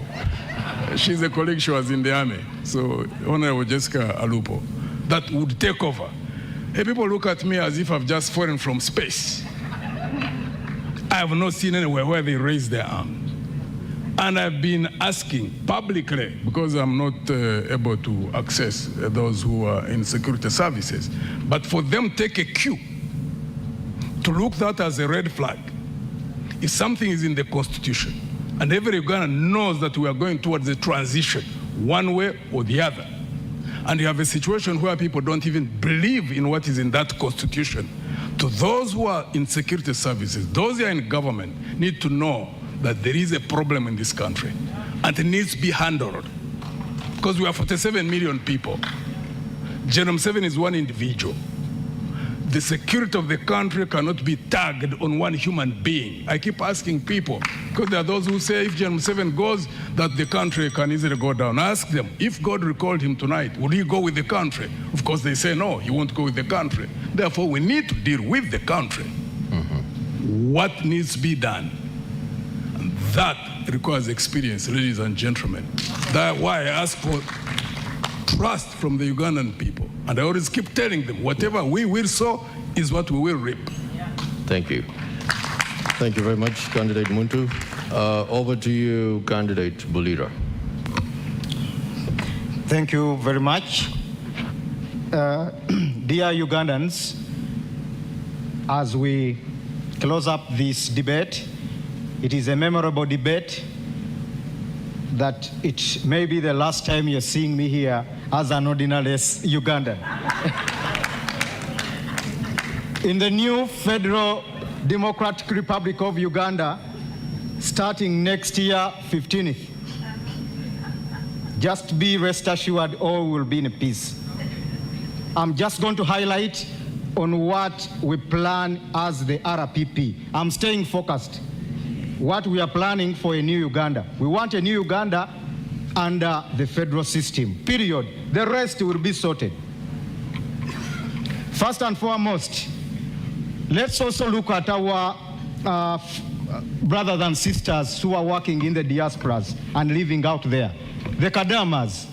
Instead of we as politicians just going to have selfies with the Kadamas in Dubai and Saudi, we need to help them.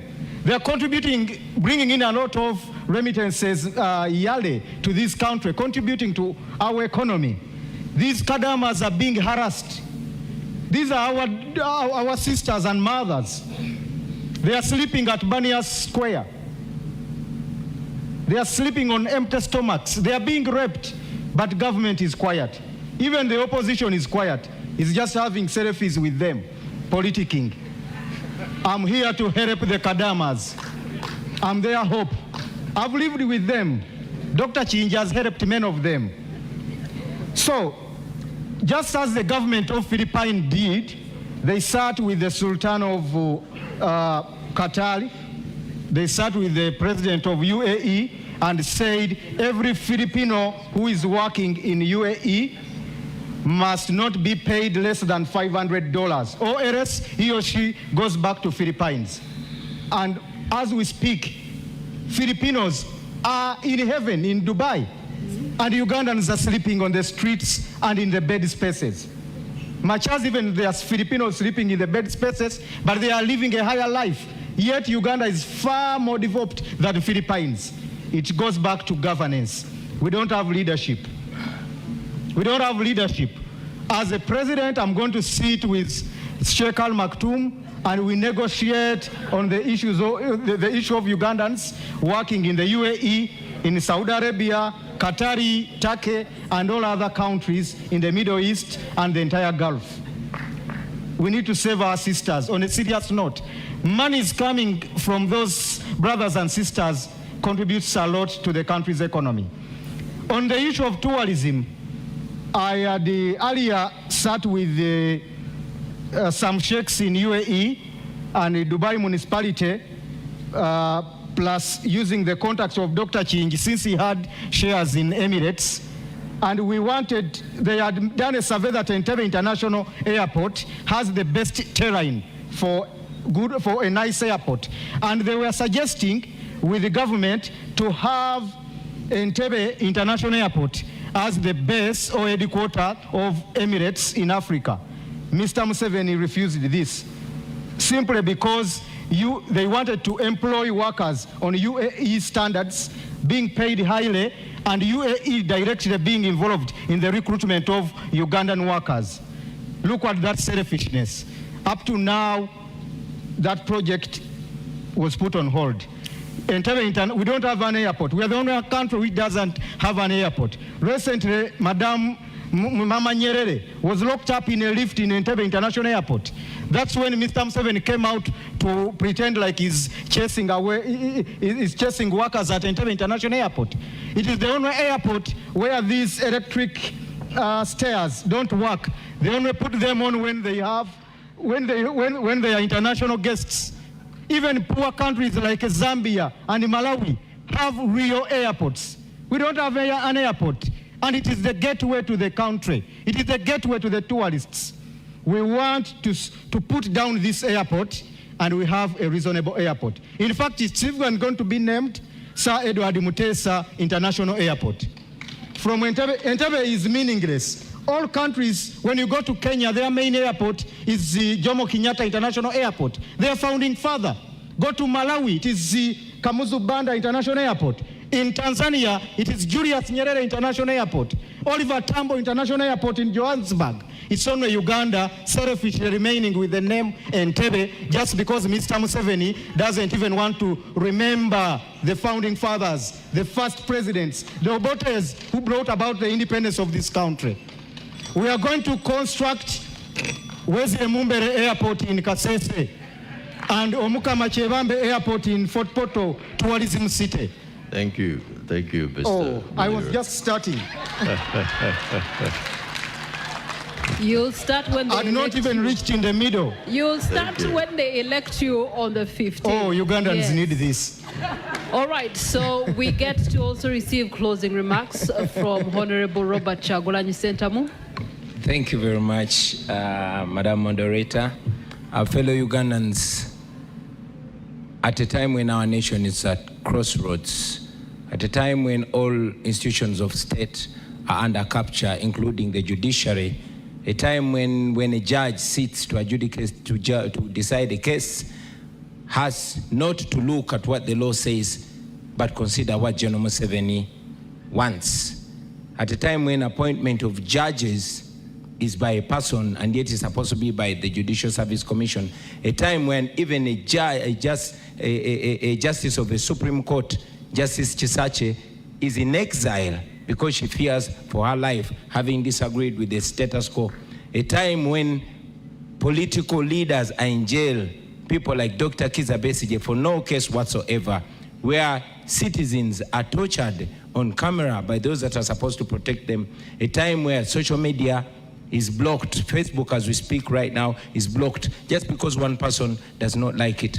A time when laws are applied selectively, where some people are in prison for apparently being charged for computer misuse. And yet, as a person standing right here, I'm a victim of harassment and threats by the highest official in the military, threatening to behead me. In a time where a country is completely captured, I want you to know that a new Uganda is possible. A new Uganda can come, and it's by you and me. Ladies and gentlemen, I come to you as a typical Ugandan. I've grown up in your faces. I've grown up from the lowest of society to here where I am today. I am a symbol of resilience, a symbol of discipline. I came from the ghetto, the worst of character, but to be that I'm a happily and decently married man, well educated and all that, that speaks of my character. Ladies and gentlemen, I present myself to this generation, to unite this generation, to uplift this generation, to stop tribalism, to unite the country. And with your support, with your endorsement, I am sure we can all change Uganda. I've said it before and I say it again. I don't present myself as the most capable or the most educated or the oldest or the most experienced, but the most committed to lead this generation out of slavery.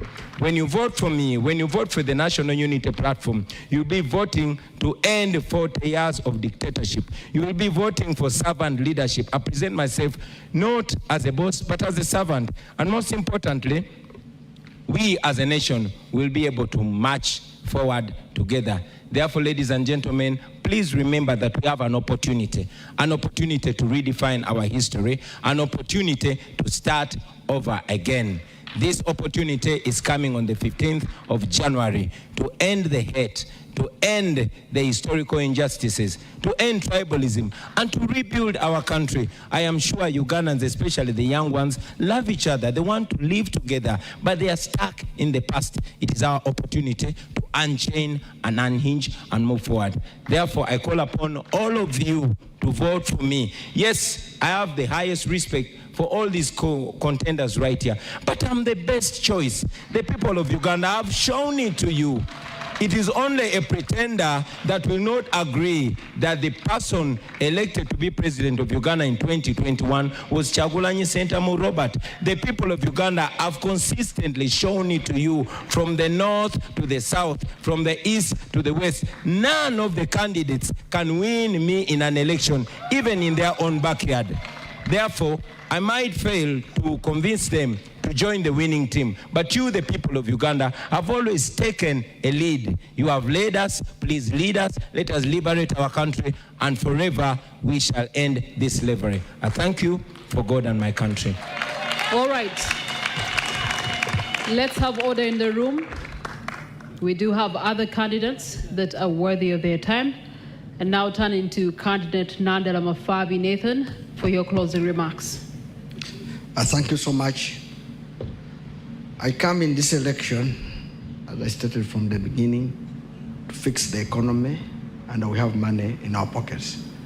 I heard my colleague was asking that I copied their motto. I've been reminded theirs is money in your pocket. For us, I say money in our pockets.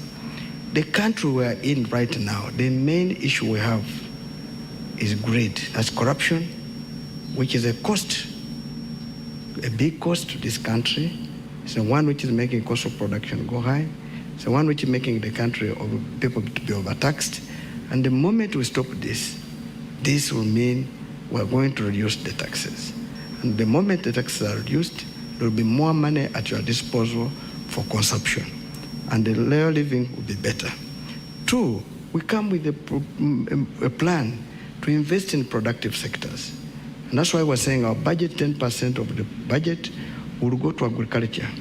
And the moment the agriculture is up there, bring back the cooperatives, which I come with an experience from just cooperative union, because one of those which had been taken away, and now it is there thriving. We believe people will be able to market their produce from their cooperative societies, like cotton, like tea, like coffee, like tobacco, even cassava. Right now, cassava is the one which is leading in starch. And 1 kilo of starch, it's $360. That's about 1,400. We used to have a factory for starch in Lila. It was destroyed. And we believe if we grow cassava, we shall make money in starch. So, in this process, we're going to create jobs. And the moment we create jobs, people will have money, because then they will have capacity to buy goods and services. I come here with experience in the area of economics. in the area of accountability, in the area of financial management, in the area of taxation. And I know how poverty is painful. I come from a village. I studied from a village school until I reached Busoga College, Mwiri. But by then in education, you never needed to be in town to be able to go to a good school. You needed to be in a village and you'll go to a good school. And that's why we're saying we must revamp our education system so that we go back to the basics, so that Ugandans can access good education and be able to lead a better life and develop themselves. In this election, I know we have many candidates, but the problem now is not anything. It's about people suffering because of poverty.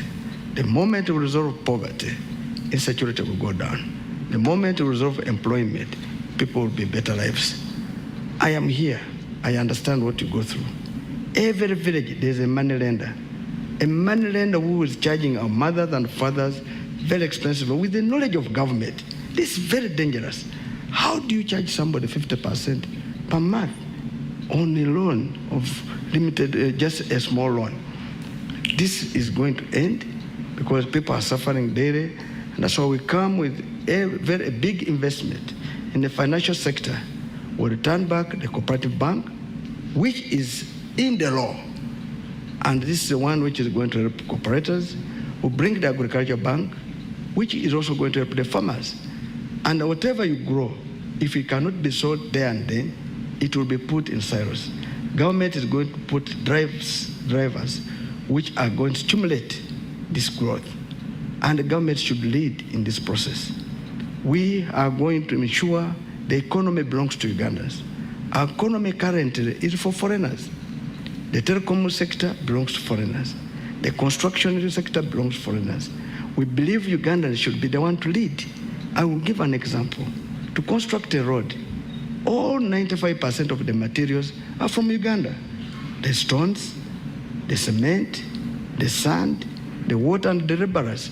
Why would a road in Uganda, 1 kilometer, cost money which can make 20 kilometers? It's because of corruption. Corruption must be dealt fully without fear or favor, and we shall lead by examples to ensure that justice is done without fear or favor.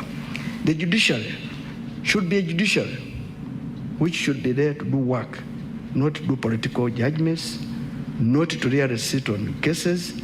And if you cannot work, in my time, you'll not be in that judiciary. Because justice delayed is justice denied. And this cannot be acceptable. I look forward, if you lend me your vote, I am the best candidate of all the 8 candidates, because our problem now is poverty, which needs to be resolved. Thank you for that. And our final candidate, Mr. Mavidis. Thank you so much. I'll speak few words so that Uganda don't miss out on this. The problem we have in Uganda cannot be solved by just electing in a new leader. We need to change the system of governance. And the only system that can give us a true solution is federalism. You can recall the last time people or Ugandans shed out tears, it was when the government of late Sir Edward Mutesa II was overthrown by gunmen whose deputy was Nadiope. That is the government which was running on federal system. So without addressing that issue, even if you elect who in the same system, that person will be a dictator. So what we need to do is to look into the governance system.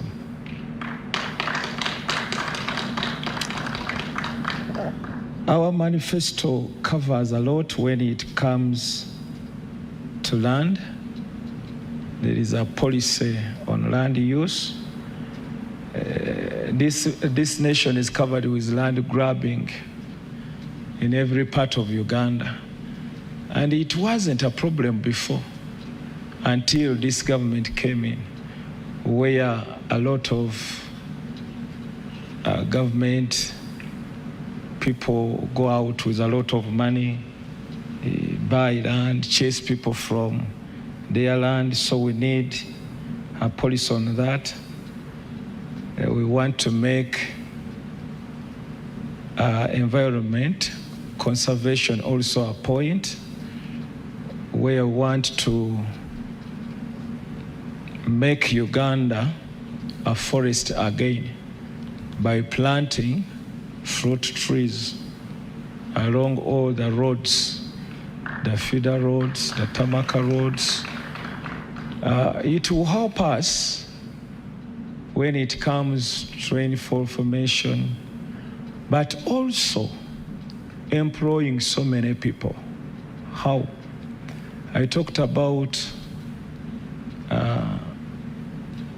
getting simple machines to use, that is agricultural modernization, which is very important in our nation. But let me give you an example. Kenya, they have got mangoes, but their juice is not sweet as the mangoes of Uganda we have here. So they come here, they buy mangoes, they take to their nation. Go to supermarkets and ask for juice that comes from Kenya. It costs 15,000, 20,000, 10,000. Our juice here just costs 3,000, 2,000. So we need that value addition and the things that we do here. And that will help, will open for us a large market that is international. You know, we have been talking about East African Federation. Then Africa, Pan-Africanist, what? Before you do it in your country, you cannot trade it in anywhere else. We need to work. We need to make sure that in our country we have federal, so that we opt for East African Federation. And that is the problem that we are facing. Now all the countries, the neighboring countries, they are scared of us because of our way of governance. They don't know what will happen. And you've heard some of the neighbors saying, we had a settled nation, but now what has come, the instability, it is because of Uganda. So we want to deal away with that. There is another important thing that people are not considering. We have been voting, and we supported Honorable Kyagulanyi, as said last time, and his win was taken away. So we need to do something this time around. As we go on, people have not considered some things like the biometric machines. We have written to the justice. Candidate Maybe all of you have already voted in those machines. Where are the servers for those machines? All right. Dear candidates, thank you so much. A round of applause for them. Uganda and the world, you have watched. The debate ends here. However, the choice also begins here. On the 15th of January 2026, you will be presented with a paper. That paper will have 8 candidates. You will have to make a choice, not a choice to give them a future, but a choice to give yourself a future that you want. That power lies in your vote come 2026. So as the debate ends here, the future is now in your hands. I am Priscilla Regina Naluoga. And I'm Arnold Segawa. Just for clarity, in case the people at the Dear Electoral Commission are watching, we want to reiterate as Nation Media Group that we trust in the biometric system, and we trust that you will actually give us a free and fair election. That is our stance. At this point, allow us to also mention, thank all the candidates who are here today. We will try our best to get another debate where the other candidates are there too. Some did mention that they were not given the invitation in time. We'll try to make this maybe 3 weeks in advance, preferably maybe the first few days of January. And I think we'll count on you showing up again. But we will get the ball rolling for all intents and purposes to get them at the next debate. Again, Arnold Sagawa, thank you again to our dear people in the crowd, should I say the audience, and allow me now to hand over to Priva and Annual. Thank you so much, our dear moderators, for moderating today's presidential debates. And also special thanks goes to our presidential candidates who managed to show up. It shows that you actually love Ugandans and you do care about what they think. All right. Also, I want to send a special thanks to our management, the Nation Media Group. And a special thanks goes to our managing director, Susan Sibira. Thank you for allowing this to happen. I also want to thank our head of broadcast, Flavia Tumusime. Thank you for making this happen as well. This wouldn't have been possible without the help of those two ladies. Also, the entire production team, thank you for doing your work, being in your place and making sure today's presidential debate was actually a success.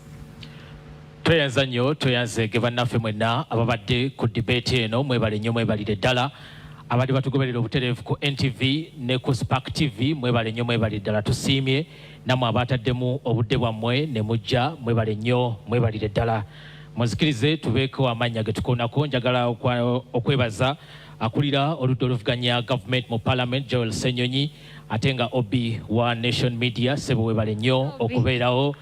Era njagala okwebaza Dr. Lina Zedriga, NUP Party President, Vice owa Northern Uganda, Juliet Tukamshaba, era NUP Party President, Vice owa Western, Sakone Muhammad Mwanga Chivumbi owa Buganda, David Lewis Luwongoya, Secretary General wa NUP, Mkulu John Chikonyogo, omwogezi w'ekibiina ki FDC, Sako ne Honorable Chamba de Wilberforce, Sako ne Honorable Park Gloria, Secretary General w'ekibiina ki FDC.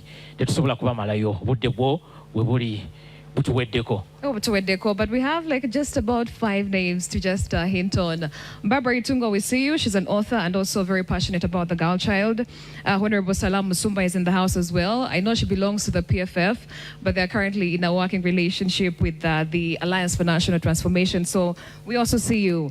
John Ken Luchamzi, the man, he's the Conservative Party's president right there. And also the 3 members of the Constituents Assembly. We have one of them on the stage, General Mchamuntu. We also have Totere Bukaba Mwenda, who is now the chairman, Electoral Commission for the Forum for Democratic Change.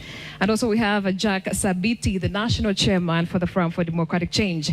Anglin Osege, right here, she's the head of the presidential campaign and the head of Women's League at the National, a bigger part of Alliance for National Transformation. Thank you all for coming through tonight. Mwebale nnyo mwebalire ddala. Nze Ani Walukatamba mbagaliza ekiseera ekirungi Mukama Katonda abampeera omukisa. All right, so